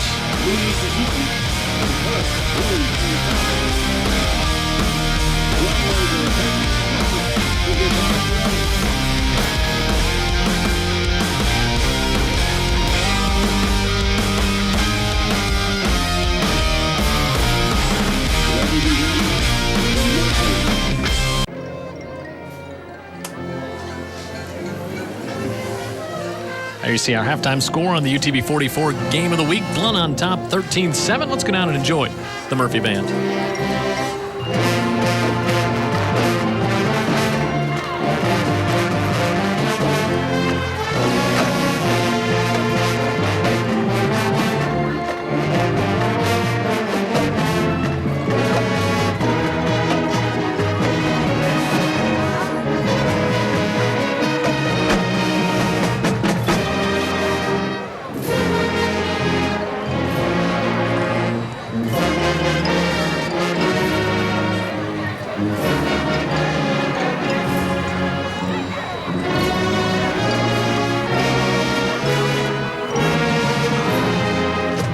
We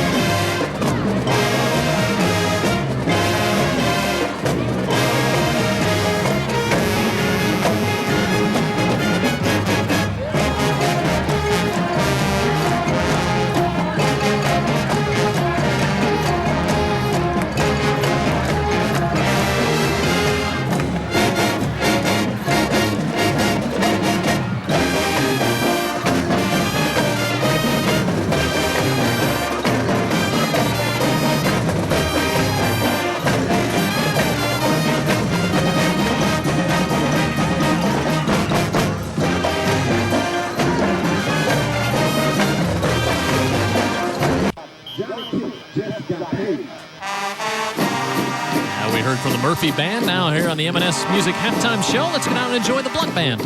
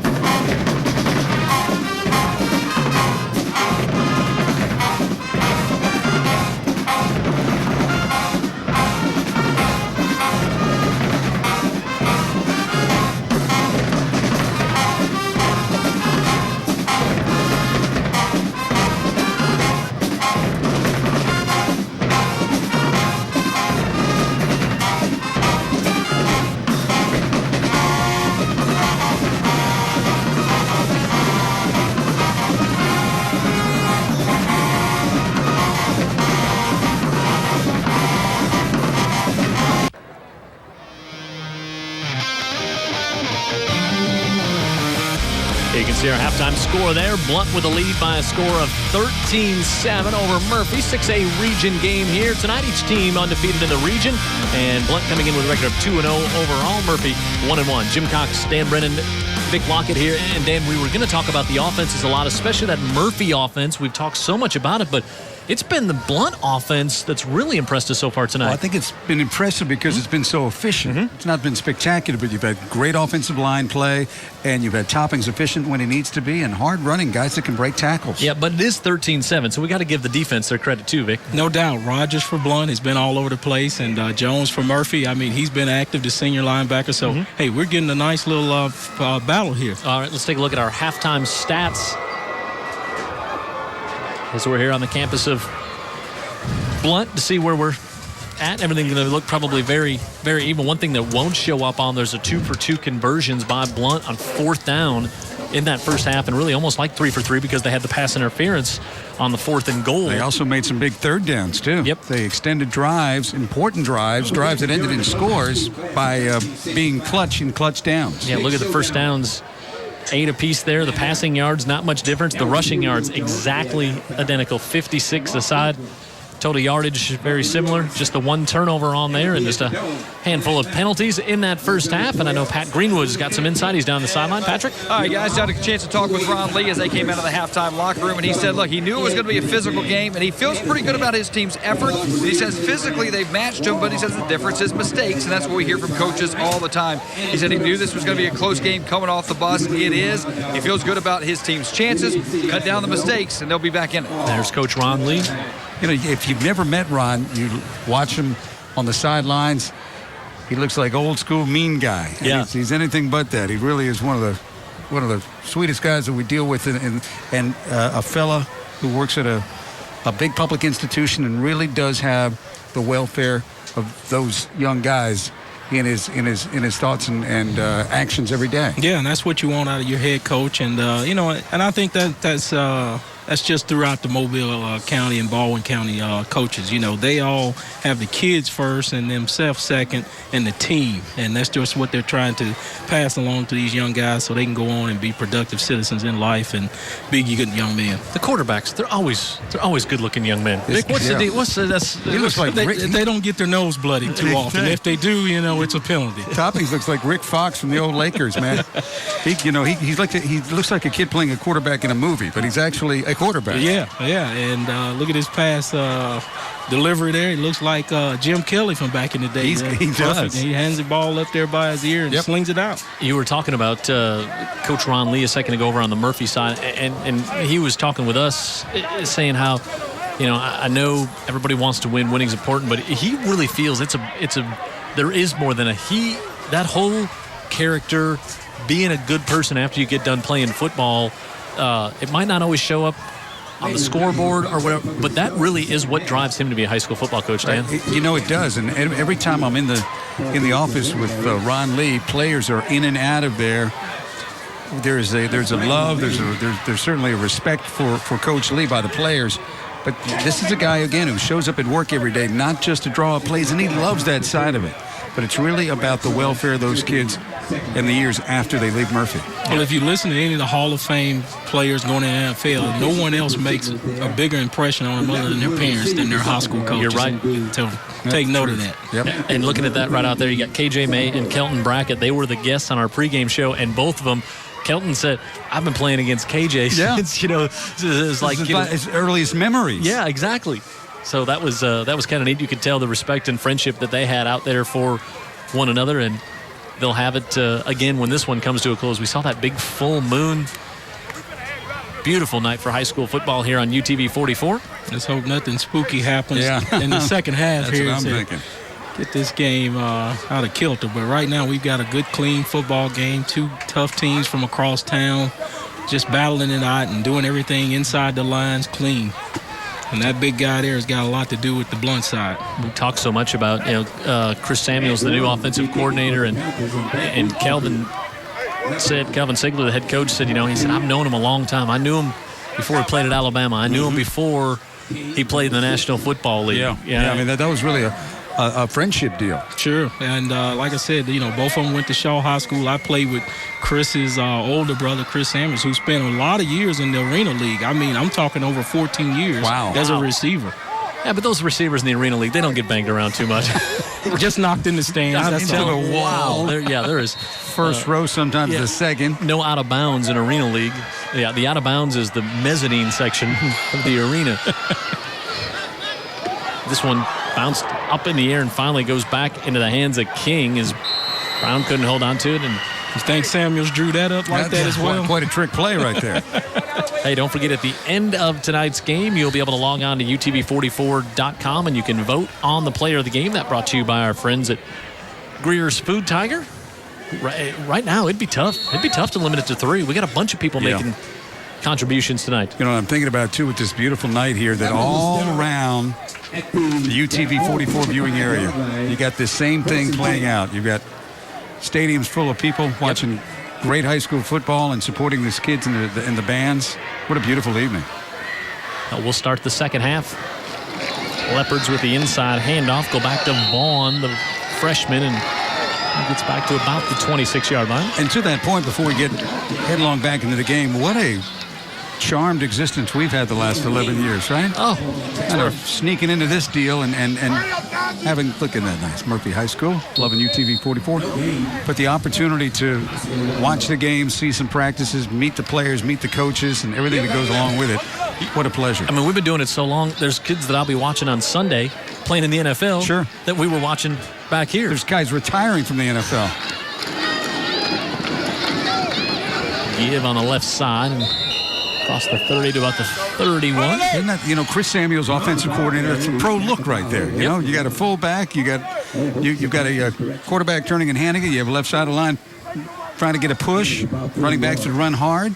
Yeah, trying to probably establish the run right out of the half and see if they can get the run game going, and then just like they did in the first half, and you still got Toppins back there with his gun. Mm-hmm. Toppins had a lot of time, too. Mm-hmm. There's Kelvin Sigler and Samuel behind him. Which one played corner? Which one played offensive line? The trivia question there is an easy one. See. Toppins with pressure from Jones, able to get it out in the backfield to Brown, and Brown has some space, makes a move at the 40 and 45, and it's a first down Leopards. Yeah, when Brown doesn't have space, Brown makes space. And then he's got his receivers out there throwing blocks to create even greater spaces. Brown the carrier. And Toppins got harassed just a bit there at that time, and but he still was able to stand tall and get it out there. I thought he was going to overthrow him, but Brown showed some athleticism to pull that thing in. Yeah, I like the poise of Toppins on that play again.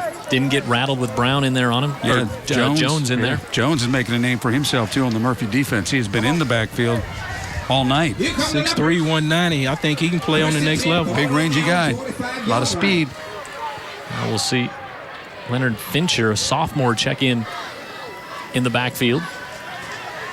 Toppins steps up in the pocket, overhands this one to the 34-yard line. 1st and 10 for the Leopards, and again, it's Davis. Little skinny post there. He's signaling the first down. Take a look at it there. Toppins stands tall in there, and he just zips it right on out there. Another day at the office for him. Somebody taught him how to throw football when he was young. And you're right. So. They've got the ball up by his ear, and somebody got to him early. Yeah, that teaches him. That way he can be released out of there just with a zip. It's all in the wrist for that young man. Ball on the Panthers 35-yard line. The 35 for the Panthers. This is Bethy, and he's down to the 28-yard line. Greg Jones on the tackle. Jones again with another stop. Yeah, coming over you can probably hear it in the background. Old Blount High coach Santee Gamble. He's doing the PA announcements here at Pritchett. The Blount Leopards. A long time, right? Long time, and he helped establish some of the tradition here at Blount High School. Oh yeah, it's worth coming here on a Friday night just to hear that. Absolutely. 2nd and about 5. Hit again, trying to bounce after was Bethay. And did I say they've got some backs that can break tackles? Now this is their 3rd string, and that's Jones again. Look at that effort again, and Yeah, Making it third and a A little long rip three. on the back there, maybe. Yeah, take a look at Greg Jones there. He puts his face mask right between the numbers, just like the coaches teach him. And, it's hard to break a tackle when they have to go completely through your body. That's why you like to take it to them and go through theirs. Yeah, and he's not a guy just trying to make the big hit. He's a fundamental tackler out there on the edge. Third and about 3 for the Leopards. Give it to Davis, trying to get around the end. Makes a nice move as he cuts it to the inside. He's got the first down at the 20. I don't think Davis has got the out-and-out sprinter speed, but he's got great elusiveness. So he's got the wiggle. You got the wiggle. You could take a chance on a reverse on a 3rd and 3 and think, well, he's not going to get caught. He's not going to get caught in the back, and he's going to get you to the line of scrimmage, and he actually makes more out of it there because he can make people miss. Sure, that's what you want. And Marcus Sanders tried to turn him inside where the rest of his playmates are, and that slowed him down from getting a touchdown. Otherwise, he'd still be running. To the 21. And again, another efficient, good-looking, converting on 3rd down, Blount drive. Buffet will stay the tailback. Big Jimmy Young in there to block for him. Toppings all kinds of times. Going to pull it down. Spins inside the 15. Topping calls his own number. Taylor Stallworth was licking his chops there coming over as Toppings spun into the defensive tackle. Yeah, Toppings showing us the wiggle in his hips, huh? Making a second on a long 2. May not be so one-dimensional. 2nd and 3 coming up. And again, we see the sustained drives again. That's what they've done. This is more, again, like a big league team. The DeLorean, the tailback, DeLorean Buffet. He'll take the handoff and get stood up. Yeah, good sound defense that time by Murphy. He tried to get the cut back to the hole, but they closed it up. Talking to Ron Lee about that, he said, we just don't have the big guys in our hallway. We just don't have. I said, it's funny, a school the size of Murphy, no big defensive tackles or even very often defensive ends going Division I, and he said, I can't explain it. They sure did have a lot of receivers for a while, that's for sure. We'll credit the school system for getting all the soft drinks out of the school and getting the more healthy products in this vending machines. That could be part of it. 3rd and 2, and they go back to Brown, and Brown a couple of stiff arms. He's got the first down, dives for the corner. He's got it for the touchdown. Yeah, he goes up in there and sucks him inside and then uses his speed to get the corner there. And it's going to be a foot race, and I guess he'll win that.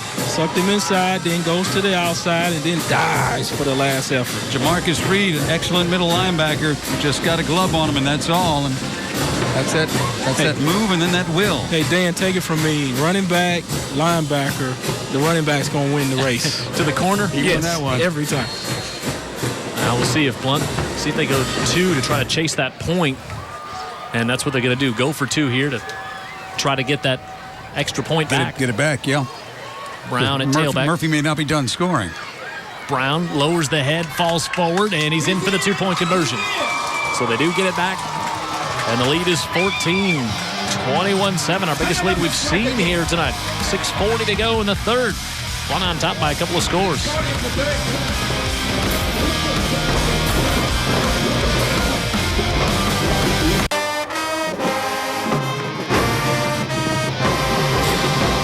Game of the week here on UTV 44, brought to you by Subway. Jim Cox, Stan Brennan, Vic Pocket, Pat Greenwood, Jared Kihas, and dozens of others here on our crew. Bringing high school football tonight. Blount band, they got reason to be happy. Hot kick going back to chase this one is Dixon, and get a flag coming at the end of that one. We'll get the explanation in a second. Pat Greenwood. Well, Murphy, I think, has a pretty legitimate complaint on the 2-point conversion. Blount broke the huddle with 12 players. Jamarcus King was an extra guy out there, and Ron Lee still on the officials trying to figure out why that wasn't called. In fact, one guy on the Murphy sideline said everybody saw it but him, didn't they? Oh, illegal kick against the kicking team. 5-yard, replay the kick. So what did they do? Line up offside? Illegal kick. Illegal kick. Did they use a soccer ball or extra long tee? First time I've heard that one. Same tee. Illegal kick. Don't know. Oh, he rushed it. Getting it from the Zebras up here in the box that he rushed it before the. They weren't set. Correct. For the had not referee said go with it. Had not put it in play, so that's the walk-off, and that's the one time that Vic Lockett has had a pleasant conversation with an official. Every now and again, we can make use of them. You just won't let it go. McKenzie inside the 20. A lot of speed right up the middle. And out to the 40. And Murphy's had good field position a lot of tonight's game. That's right. They have started at least on the 40 and above. Like a doorbell now, Jim. Murphy's they've got to answer it. Yeah, they've had a drive of 7.5 minutes and now almost 5.5. 10 plays on the drive, 77 yards. Blount with a touchdown. It's, we've said this. I've made this point. It's hard at any level of football to see a 10-play drive. That's what we're talking about, Vic. Is what we're seeing in this Blount team. You would not see 10-play drives, generally speaking, because that takes execution, precision. Everybody staying on side. And that's what we're seeing here tonight, and it's really impressive. Well, that's the word I got before this game, is that this offense just night and day from what you've seen in the past. And, we've been giving Coach Samuels all the credit, but nothing else to point to. He's the new guy, and they show up, and look what happened. Yep, and another reason that Murphy has not really got it on track too much, even though yardage was about the same at halftime, and it was only 13-7 at the half. And this is, let's see here, Murphy's first touch, right, of the second half. They haven't been on the field. Blount not only has the football, they keep it. See the injured Blount player. I like to see the sportsmanship by both teams, taking a knee till the injured comes up high. Edward Evans, hopefully he just maybe got winded there. Edward Evans, give him a hand there. He heads off. Looks like he's going to be okay. Hopefully we see him back out there, so Murphy will come back out. So more laid-back coach. Of course, Ron Lee pretty laid-back, but boy. Here come the Panthers. Kelvin Sigler. But he did say in practice he kind of gets on a little bit. A little bit. Yeah. He just looks like an observer of the game. Trust me, he's doing more than that. 46-yard line on the direct snap that time. They went to Michael Hudson, his first touch out of the backfield tonight. I asked Ron Lee on the pregame show, Coach, any thoughts about the poor play-by-play guy in this offense? Trying to describe who's got the ball. Oh, I thought you were describing yourself as a poor play-by-play guy. May across the 50, hug out. KJ May trying to get the Panthers back within a score, is brought down at the 10, and then a flag will come down. Oh, I thought they were going to throw a flag. The official was reaching all the way down to the 10-yard line. Yeah, KJ May, if you take a look there, he just does that little 360 and turns it inside and then breaks it to the outside. And if it's not for Darren Lewis, he's going to make it to the end zone, but almost grabs him by the collar, but it was the shirt, so good no call. Does he remind you a little bit of a guy that was doing that sort of thing in Murphy a few years ago and now is at Florida? Yeah. In Solomon Patton. We'll take a heat timeout. We'll talk about that when we come back. Halfway through the third, 21-7 Leopards, but the other Cats, the Panthers, they're driving.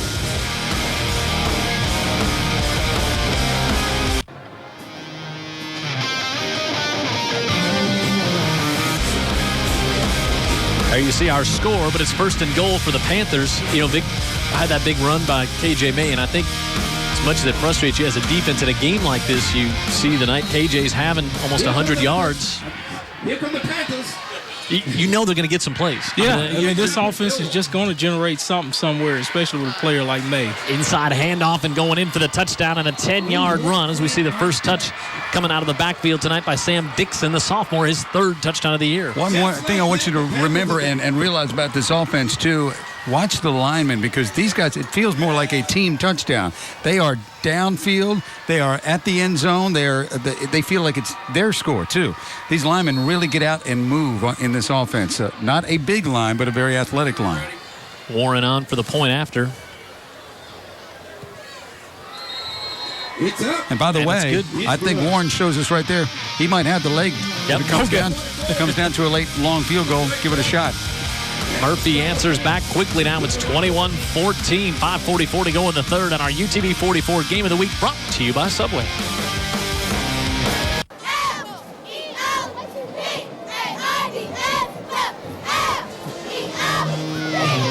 Leopards on top. 21-14 here on our UTV 44 game of the week. They were on top 21-7 a second ago, and Murphy just answers right back with a quick score. And that May, I'll tell you what, he's the guy that gets you down there, and then you've got enough weapons and enough trickery in that offense. It doesn't always have to be May, but he can get you in a position to score. King is back deep with Brown for the Warren kick.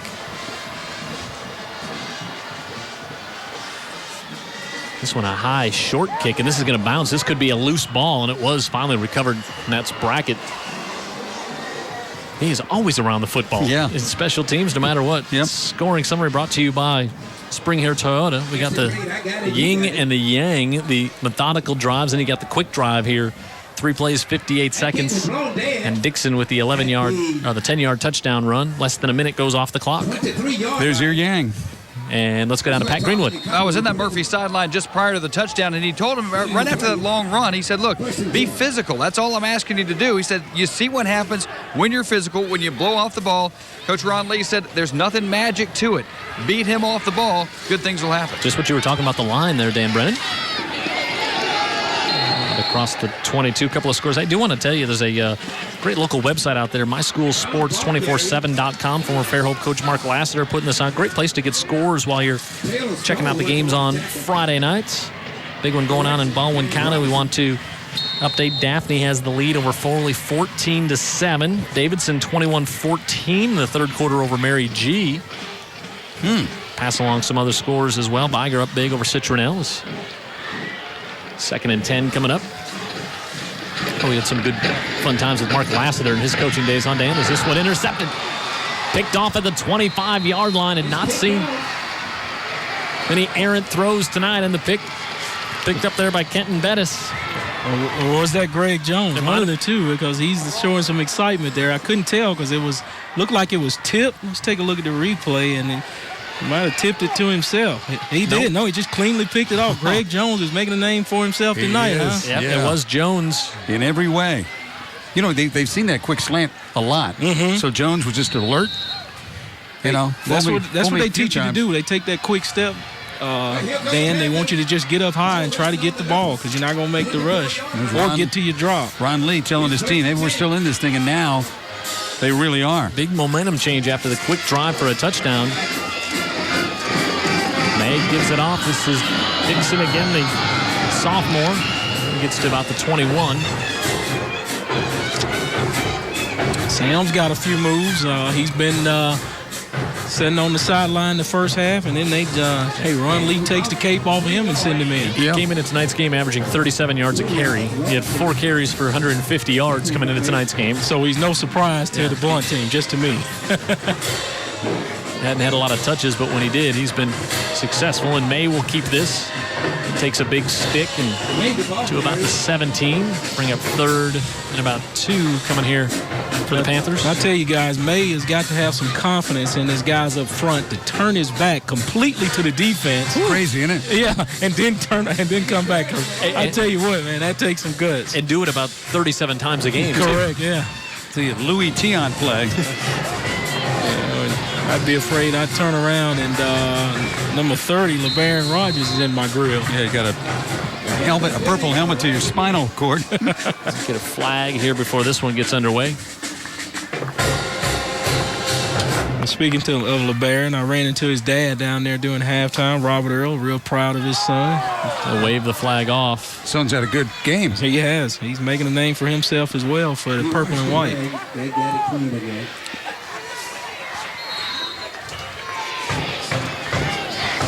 Third and 3. We'll call it a 3rd and long 2. Ball on the ground. Dixon has all kinds of trouble with it. Now he's going to be thrown all the way back at the 31-yard line. Guess who? LeBaron Rogers. He's a busy young man, I'm telling you. He is playing that middle linebacker position like you're supposed to. Hey, if you're going to stand back there and drop the ball and then decide to run it a little more, hey, I'll get you back here, said Rogers. Sit down. Sit down, he does. It's close down. Close at about 15. 4th and 14 here for the Panthers. They'll go for it. What was once so promising? May rolling out all kinds of time. Fires this one. He's got it complete inside the 15 now. One official looking at the other, and they finally decided it was a catch. That's Torian Williams, his second one tonight. That's a first down. Is it a first down? I tell you what, it's a great effort no matter what it is. Well, look on the far side. If it's inside the 15, it's got to be pretty close, huh? They're going to have to measure. All right, let's see where he goes down here, because I thought he was clearly inside the 15. Good routes by both receivers there, and great effort by him to stretch out. He's almost at the 14 when he catches it. If they've spotted it wrong, they got it right. They've got it spotted perfectly. Pat Greenwood? I'll tell you what, it's on the other side of the field. I'm guessing he made it, but not by much. Not by much. That's my guess. We'll bring the chains all the way over. Well, I'm almost inclined to give it to him just out of the effort, stretching out for that football. Dick, that was an offensive play. Yeah, sometimes they win every now and again. They got it by half a football. As in that situation right there. 4th and 14, and they convert. Pat Greenwood calls it too. Got it, but not by much. Mark that one down in the... Absolutely. We've seen some big 3rd and 4th downs converted now by both teams. Hey, this is big-time football, and this is what you'll get. Mano a mano. Neither team has failed on a 4th down attempt here tonight. Perfect conversion rate. Cameron May, the receiver, to the top of the screen. KJ May will hold it.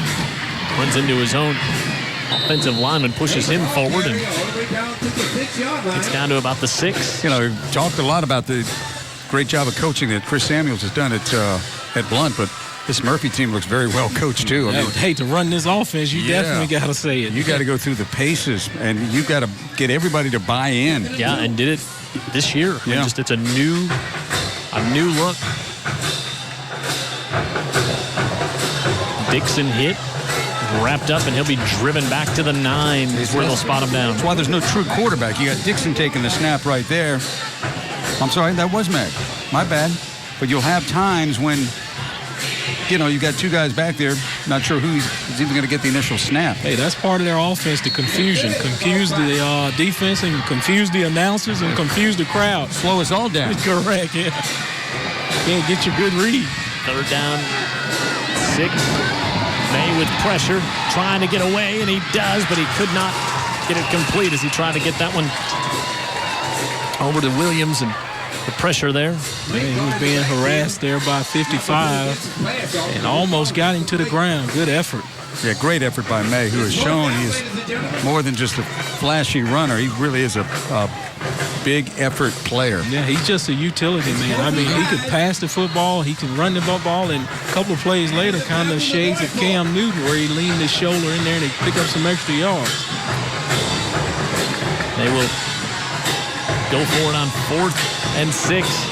May dumps it out of the backfield, able to get it off to Dixon, and Dixon lowers the shoulder, and he's in for the touchdown. What a play by May, guys. Let me tell you, he did that pirouette, and that was a run-pass option. He saw that he did not have the hole, and he just stood up there and just threw it out there to Hickson, and he just turns around in the end zone. And everything talks about newfangled offenses. This play was... Right here, he's running it. Yeah. This was invented about 1928. So you've got what goes around comes around. Yep. And you're right. He was running toward the line of scrimmage when he let that thing go.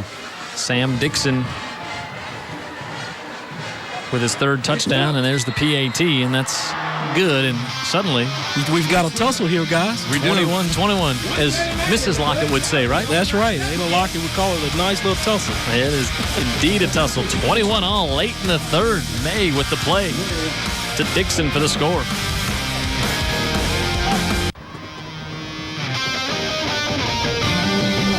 It was a couple of minutes ago. This is a 21-7 game. It looks like it was getting out of hand, but hey, Murphy fighting back to make it a ball game. And as we said, we got a nice little tussle here with the Lakers over there, you were saying, Dan? Well, yeah, you were talking about that unusual play where May, the quarterback, is actually running toward the line of scrimmage. It's a run-pass option. And I compared it a little bit to a point guard in a fast break. I mean, he's moving forward, thinking, am I going to keep it? Mm-hmm. Or am I going to dish it? And he dished it, and it worked out very well. Yeah, Hickson hit the layup.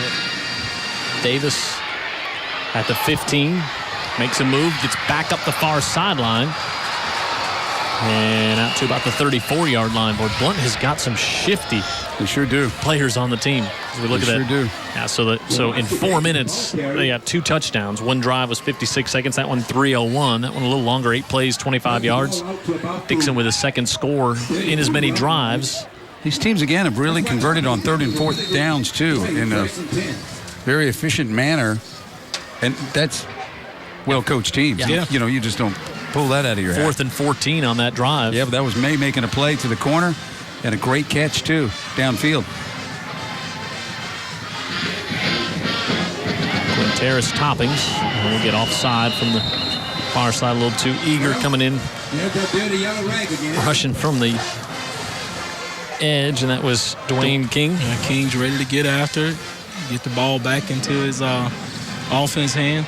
You know, guys, I hadn't brought it up, but, you know, Jerome Woods is the principal over here at Blount. And he was a great quarterback for Murphy, who I played against at Tulane. Oh, no kidding. Yeah, so he's probably having some torn allegiance here, being Blount's principal, playing his old high school. But, How about that?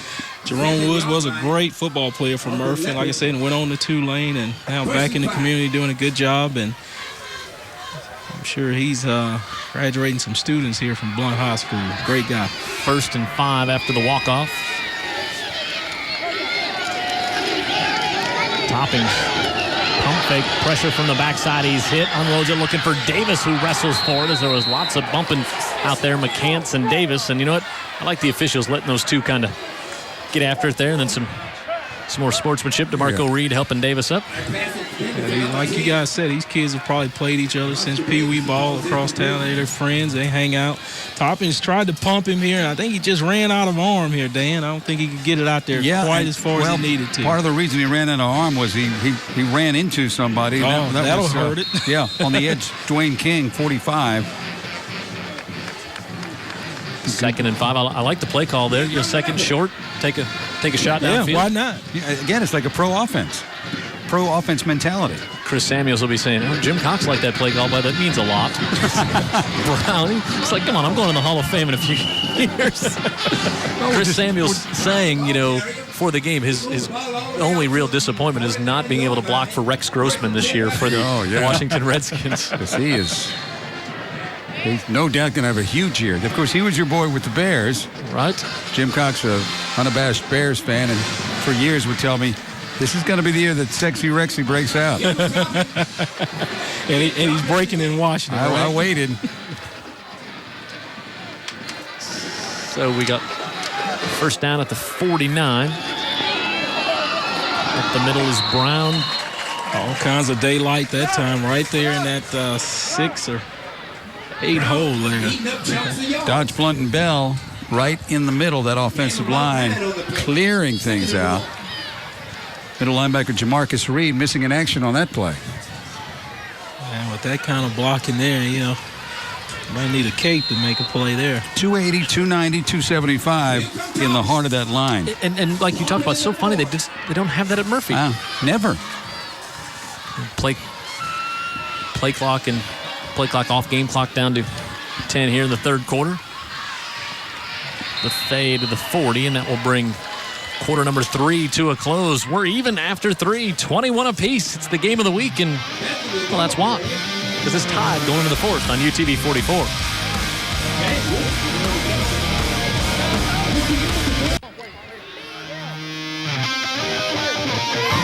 They did not break any speed limit laws getting from Eastern Shore Hyundai to here tonight in time for the game. We record that on Wednesday night. We had the Blount cheerleaders in full force. Yes, that's there right. on Wednesday night. As Fear not. Ready to start the 4th quarter. Evened up between the Leopards and the Panthers.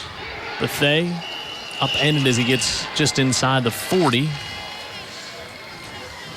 Now, this is Vince Dooley's offense from 1980. I mean, you're just lining up in a power eye, and you're got Lars Tate back there. Yeah, just give it to somebody that at this big line that continues to get you positive yards. Vic, talk about how important that is to always end up, at least getting 2, 3, 4. Well, that builds the confidence of the offense, and you want to take control of the line of scrimmage, and that's exactly what they're trying to do. Take control of the line of scrimmage, and at some point, somebody's going to score, and then they're going to want to milk the clock. 2nd and 8. This one starting to look a little bit like the Packers and Saints last night. Want to have the ball last. Topping's able to get that one It is complete as he fires it to the tight end. That pass is completed. Jalen Eiffel. Yeah, he just boosts it out. Yeah, there's what's available, right, Vic? When you run it so well, especially to that right side. Sure. And you bootleg it out, and all the defensive movements going, following the fake, and you're going to find some people open. Yeah, he's out there by himself. That's why they call it a naked boot. He's out there by himself, and he just flips it to the receiver. I had to look. Coming around. Eiffel wears number 60 when he's playing inside on the line, and if he's playing on the outside, the tight end puts on number 49. So a little confusion on the jersey there, but made a nice catch. Yep, sure did. Those offensive linemen, they're known for those soft hands. But Greg Jones, another tackle for Murphy. I'm just saying, he's going to be one of the players of the week nominated, wouldn't you think? Yeah, I think so.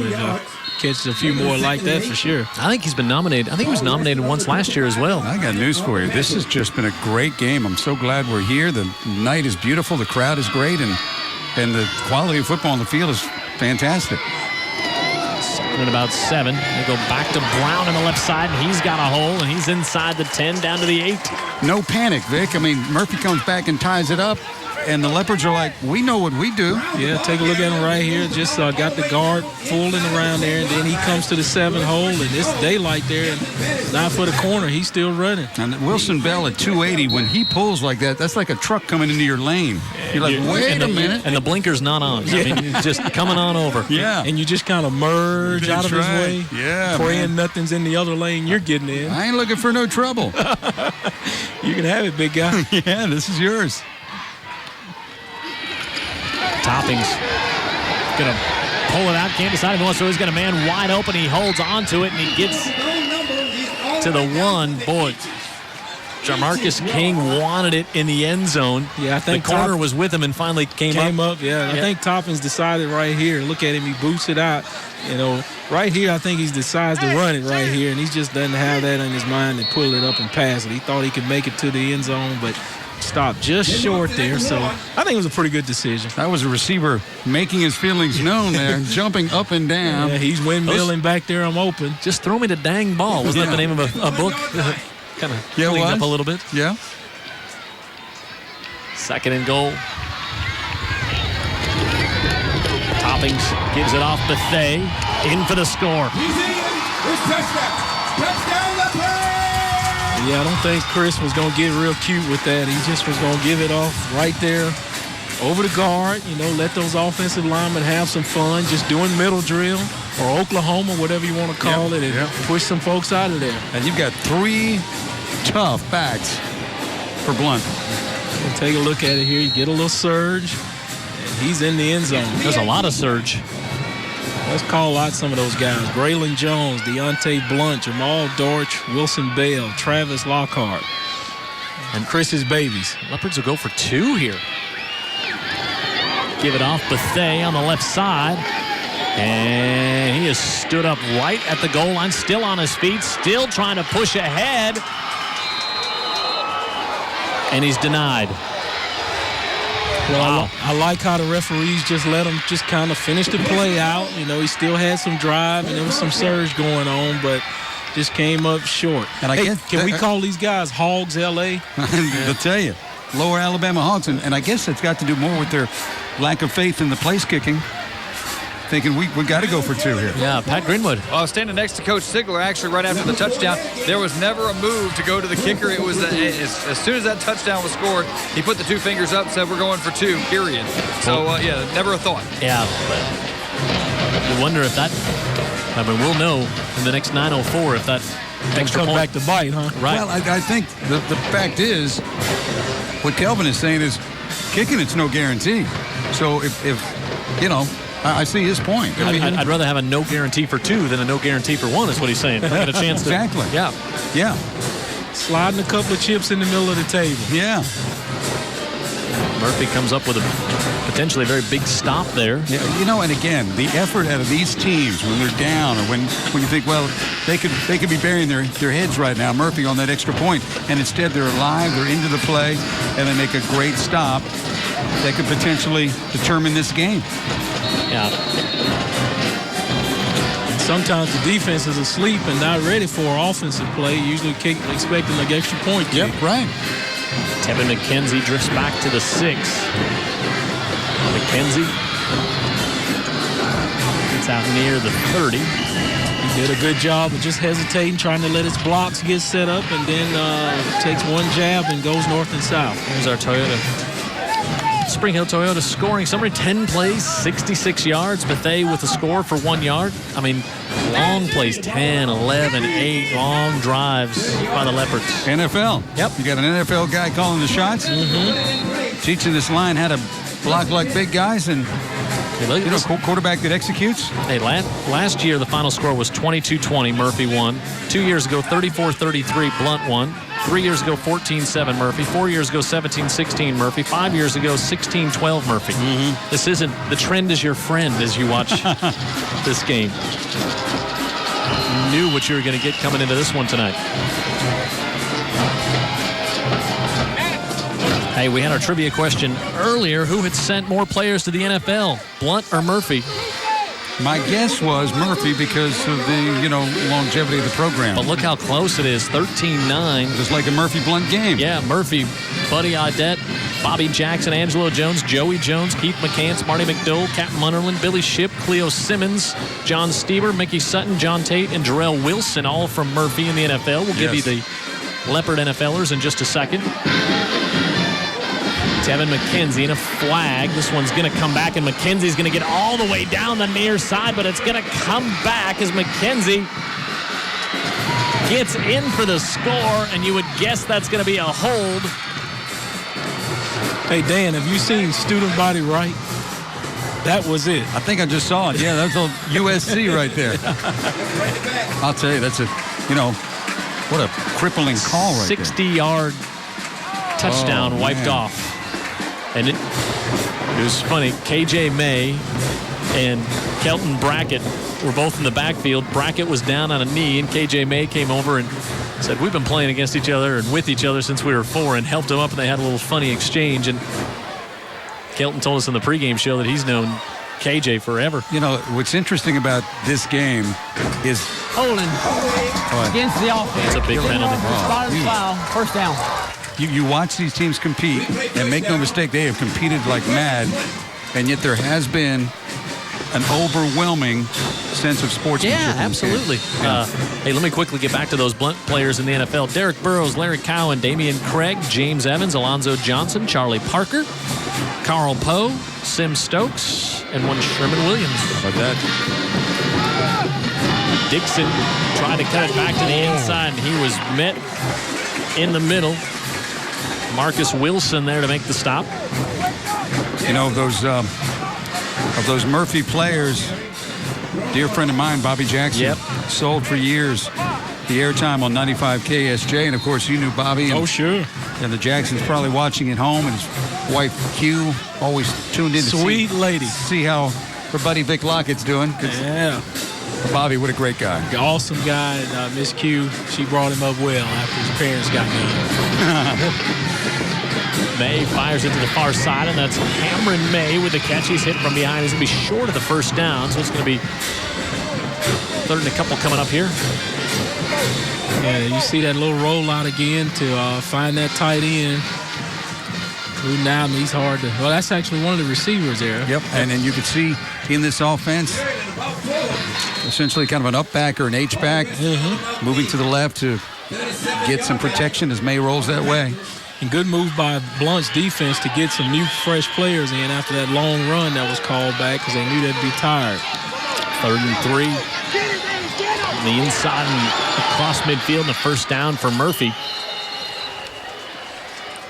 That's May, and he just keeps on competing. Yeah. Devon Gales had a chance to blow him up in the backfield, but he just couldn't hang on as May is slippery and keeping his legs driving, just kind of let him loose. You mentioned the word compete. You can coach a lot of things into players. You can't coach compete into a kid. And driving, just playing through the whistle. They try to resonate that to the players, and they hear it all the time, but still getting them to do it on Friday night's a different thing. Saturday and Sunday as well.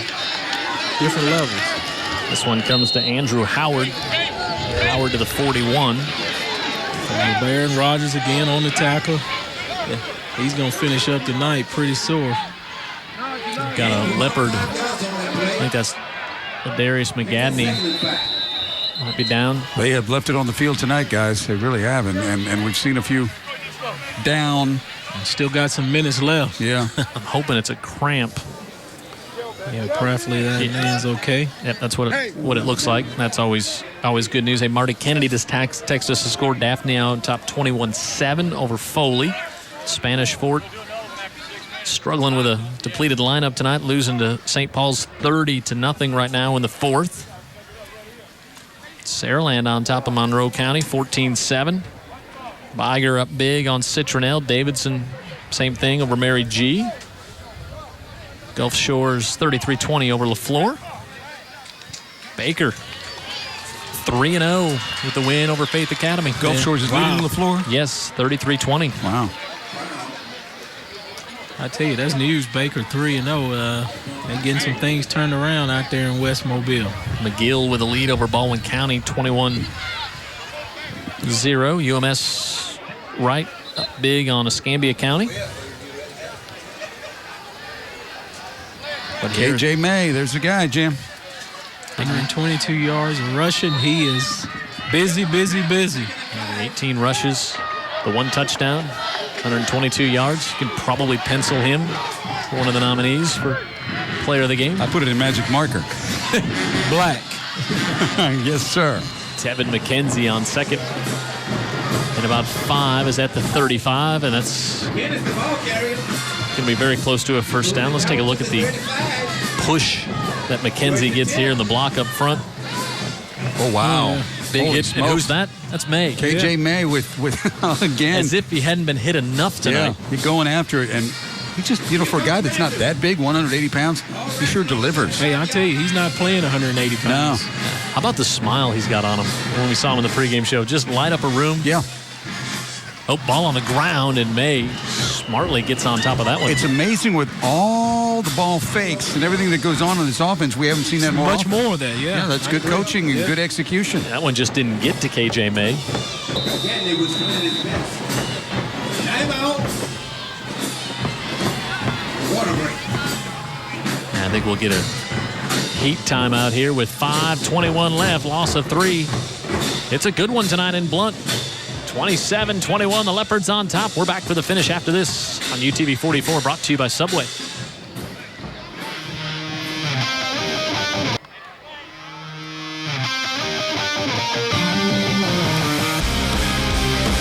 .21 left. Jim Cox, Dan Brennan, Vic Lockett, Pat Greenwood, Jared Kihas. Bringing you this one. All it's been the game of the week. Yeah, all you want and more tonight. Great game. Well-coached teams. 2nd and 3 for the Panthers. KJ May on the sprint out. Fires that one into traffic. It's nearly intercepted as it went off of Cameron May, and a big hit delivered. Kelton Brackett again. If he's not getting the football, he is trying to dislodge somebody from it. He's he's loosening the football, yeah. We'll take a look at it again. He's rolling out here, got the ball out, and then there he comes Kelton. Cameron's going to feel that one in the morning, right? Underneath the shoulder pads. Sure. Cameron May to KJ May. Thanks for nothing. 3rd and 3. Just take a good look at Kelton Brackett and his family down there just cheering him on right in front of the box.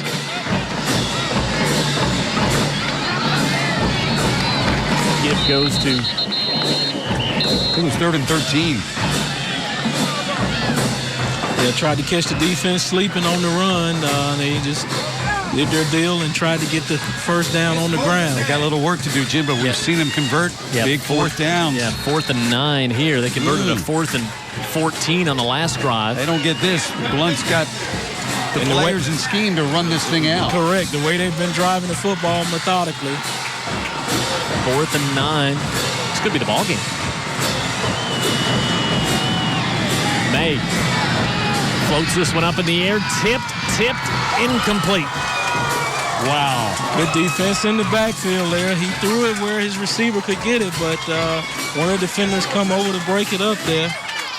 Tried to get it over to Sam Dixon. You thought for a second maybe he was going to pull it down and try to get to the stick. Because he's the guy that can do it, but how many kids are playing excellent football tonight, Vic? Oh, yeah, we've got it on both sides of the football. And take a look there. Darren Lewis almost pulls it in, but his momentum pulls him outside. Wow. out of bounds, so he couldn't pull it down, so he just knocks it down. Great so right skill. now, we're going to see what Samuel's offense is about. Can they cap the game? They are built for this. Yep. They're built for this. Yeah, they can close it out. I've heard that in the NFL. They're built for this. Yeah, man. This is going to be proof positive that they can control the line of scrimmage and run the ball if they can do it here. And Murphy knows it. Yeah, we're going to see if those L.A. Hogs can earn a nickname here. Bethay to the 35. Some of these young kids, not historians of the 1980 Washington Redskins, may not take kindly to being called a hog. Well, I'm just saying. It's a term of endearment. Yeah. It's one of the few times, actually. Yeah. Well, if I see him in the parking lot, I'll see if the other guy is saying it. No, I'll send him to you guys. Thanks for that. Hey, Dan, is it time for Murphy to start thinking about using any of their timeouts? I think if Blount gets a first down. No. 2nd and 8. Penetration and Bethay, no gain on the play. Hey, want to thank our presenting sponsor tonight and every night here on UTV 44, Subway. Bringing you high school football all season long, both live on Friday nights and then also on Saturday nights when we have the replay as well. Subway. So thanks to everybody at Subway for being a part of high school football on UTV 44. 3rd down and 7 coming up. Well, Jim, is it 2-down territory for Blount, or are they just going to play defense if they don't convert? Yeah, I think they just keep. I don't think they're going to change anything up. They'll keep doing what they do, but this is going to, regardless, it's coming down to the wire. Sure. Toppings over the middle, able to get it off to Davis, and Davis has got the first down. Hey, guys, I mean, go back to Calvin Davidson Jr. When they put that number 10 on a guy out here at Blount, he's got some quicks in it. Yeah, he's a player, and a player that makes big plays. And this tunnel screen, this middle screen really has been bread and butter for him. Sure. High percentage. Yep. Worked it to a T. Yeah, because it's almost a run. I mean, it's a pretty good chance you're going to complete it. You may not get the first down, but you have an idea that the clock is going to keep on rolling. And now I think you're going to see Murphy be forced to use some timeouts. And then we have to credit the Alabama alumni, Chris Samuels, with the call. He's done it all, and the execution of the call. Sure. Pat Greenwood. Well, what they're doing, too, is they're taking advantage of that Murphy pressure. It's one of those catch-22s for the Murphy defense. You got to get pressure on the quarterback, but you give up that middle screen, and the Blount offensive coaches are seeing that it's wide open. And when they needed that 3rd and 7, that middle screen was wide open, just like they thought. They're just throwing it over that Murphy defensive pressure. Yeah, good point there. You just use the aggression of the defense against them, and that's a great point by Greeny there.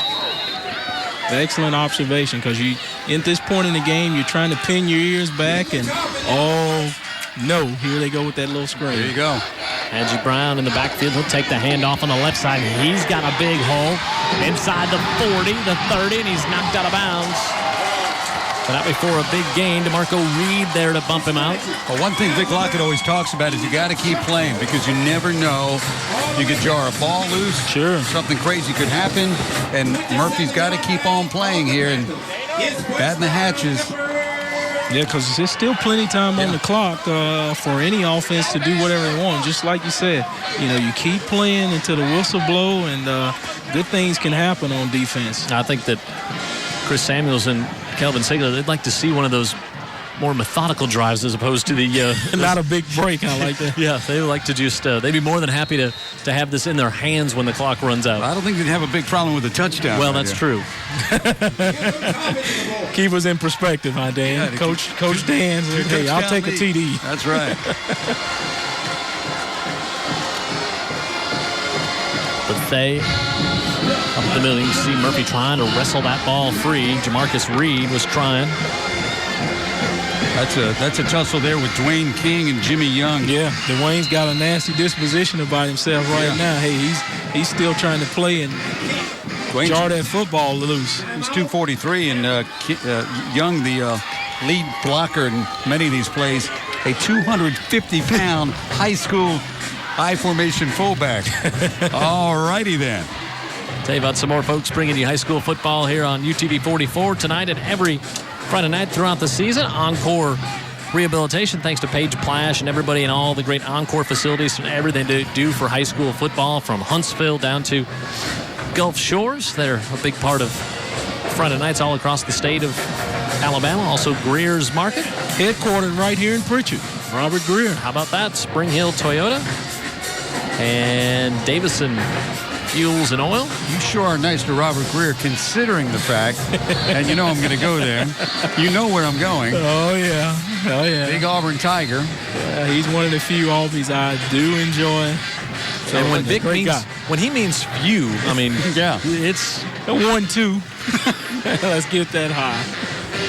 That is Toppings, junior quarterback. Done a great job of running the show, and he's got an offensive line that gives those tough backs places to go.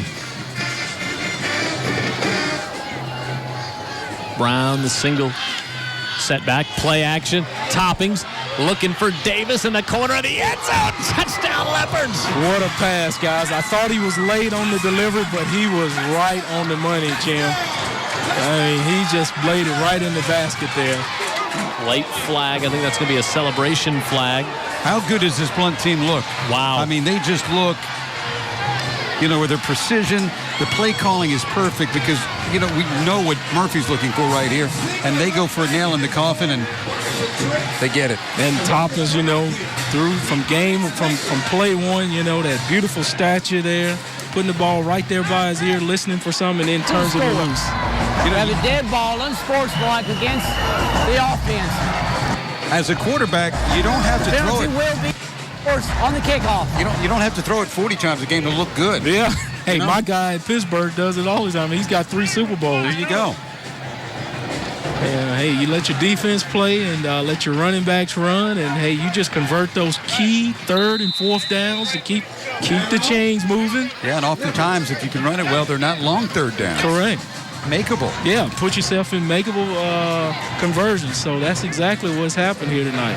We get a timeout with 1:53 left, and this one, Blount on the verge of going 3-0 on the year. They need to, you know, some voters need to recognize how good this Blount team is here in a hurry. Well, I'm sure there'll be some people take notice with the broadcast and with you guys making note of it, because you guys have been watching high school football longer than I have, and you know, you guys can make some comparisons, and y'all have been just awed by what you've seen tonight. So I'm sure that's going to reverberate through the state. Well, these two, I don't know that anybody listens to me above Chickasaw. So, but I can tell you that what we have seen tonight on both sides has been some great, well-coached football, and also I just love the way these kids who know each other compete, but they've done it with a great level of constant sportsmanship. Sure, and respect, and helping each other up after a tackle. Again, they'll go for 2. They give it off. Bethea is going to be hit, spins free, but now he'll be wrapped up and brought down. Good, clean football game out here in beautiful Pritchard, Alabama. Great campus here of Blount High School, a proud alumni. As you look over the crowd, you see a lot of people here that probably don't even have kids playing and hadn't had kids play for 10 or 15 years, but they support these Blount Leopards. And the crowd's only going to get bigger. 3-0. Yeah. They take on Davidson next week, the game here. I love the games at Blount, and I love the atmosphere, and you do. And the band, we got to mention the band. Band is a whole lot. There they are right there. I mean, you know, those guys are here to put their own show on. They're the main attraction in their mind. And you really do see a generational thing. You see folks who, like you say, granddaddies or people of that generation who don't even have kids here, but they know some of the kids that are playing. But sure, coming to a Blount game is definitely a community. It's almost a given. Yeah, it's an event. I mean, they got the fish frying all around on both corners of the stadium and behind the stadium. It's an event out here. I didn't get a fish fry, but we did get a dang good burger. Hey, that is as good a grill. Hey, you got to know the right people. I'm from out here. Well, thanks for the hookup pregame, Vic. I'll tell you what. A text, a little man. Sometimes. We'll show you the world at McGill. What's going on? This kick going to go down to the 32, picked up by Dixon. Dixon slips as he was trying to cut it back up the middle. At 35 is where Murphy will take over. Anything and everything from KJ May now. 1:47 left. And whatever he does, it needs to be quick, fast, and a hurry. And the magician, I'm going to tell you, I wouldn't put it past him. He's something, man. He's fun to watch as well.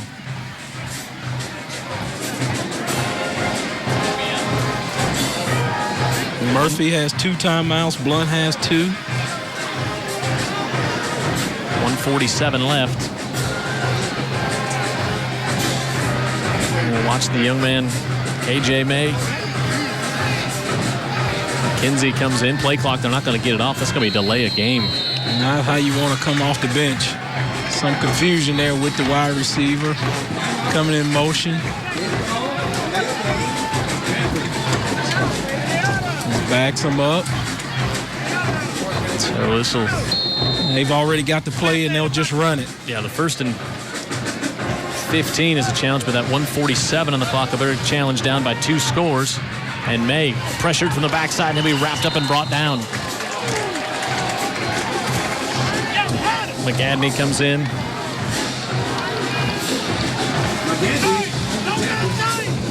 Murphy going to have to try to hurry. And when you get those plays, Vic, when you're getting everybody, all your receivers running deep, and you get the sack, it takes a while. Yeah, it takes a minute for him to get back and get on side and try to get another play off. Good sack by McGadney there. Screen, that one nearly intercepted. Ernie Rembert. The middle screen, not with nearly the same precision we've seen from the Blount side. Probably found something May didn't do with perfection tonight. Yeah. 3rd and 15 with 1:15 left. It's 3rd and 20. And again, I think, Blount's done a great job defensively for the most part, but they keep the ball offensively, taking pressure off their defense. Yep, defense fresh late in the game. Correct myself, it's 3rd and 20, and that one nearly picked, and it is, and guess who? Kelton Brackett. Keeping his streak alive, Dan. His 3rd pick of the season. He also comes up with a fumble recovery. And his family's on their feet right here in front of the box. They have got T-shirts with his name on the back, and they're supporting him. First mistake we've seen here, and good clean interception. Just jump the route when the ball comes out. Excellent job by Kelton Brackett there. They're calling his name out in the background here. Yeah, Santee Gamble always entertaining in the press box and for the fans out here in Pritchett. So I think Chris Samuels Coach Sig can ice this game now, huh, Dan? I think that... So 1:09 left. Yeah, depending on what Murphy wants to do with their timeouts, and down 2 scores. I'm not sure Murphy has any timeouts left. If they do, I think it's just 1 as they give it off to Bethea. Yeah, I think they're out of timeouts. I think they used 2 on that last offensive possession. They had a couple back. Take a good look at the quarterback there getting the play from Coach Samuel. QT. I think this is actually going to be Blount taking a timeout here. Really? 38 seconds down in the old ball game. So that one, 38 seconds left. Looks like there was some confusion. Yeah, I think they probably want to make sure they get lined up, get the play correct, and just ice this game on out. There's no need of something silly happening and giving Murphy a chance to get back in it. So Sig and Coach Samuel said, let me get the offense over here and let's get this execution right. But I almost think they can kneel down, couldn't they, guys? Yeah, I mean, I think it's pretty much over. Murphy wasn't... There's some confusion whether they've got any timeouts to take, but they weren't going to stop the clock. And hey, don't forget, at the end of tonight's game, you can vote for the player of the game on UTV 44. There's our 3 choices. KJ May, Quinteris Toppings, their number 21. Kelton Brackett had the big game, interception and a fumble recovery, and has just been around the football all over. There were more to choose from, too. I mean, we had him narrowed down to 3. There's a lot of guys that played really well tonight. I stayed out of the voting on that one. I just didn't know. McGill Tulin with a 28-24 win over Baldwin County High School tonight. That thing tightened up. Toppings give on the left side and down to the 23-yard line. And That should do it. Yeah, they shouldn't have to take another Nope, snap. they will not have to do it. They don't have to do it. The clock will run out, and that will be a win for the Leopards here tonight. And Chris Samuels excited, to say the least. Our final score, 33-21. Blount is 3-0, 2-0 in the region. Big guy jubilant, connects with his quarterback there. Toppings with the win, so we'll say goodnight from Blount. Final score, 33-21. The Leopards with the win. They improved to 3-0. Big matchup next week against Davidson. Murphy 1-2. They got Theodore next week. We got a big one, McGill and Foley next week on UTV 44 as well.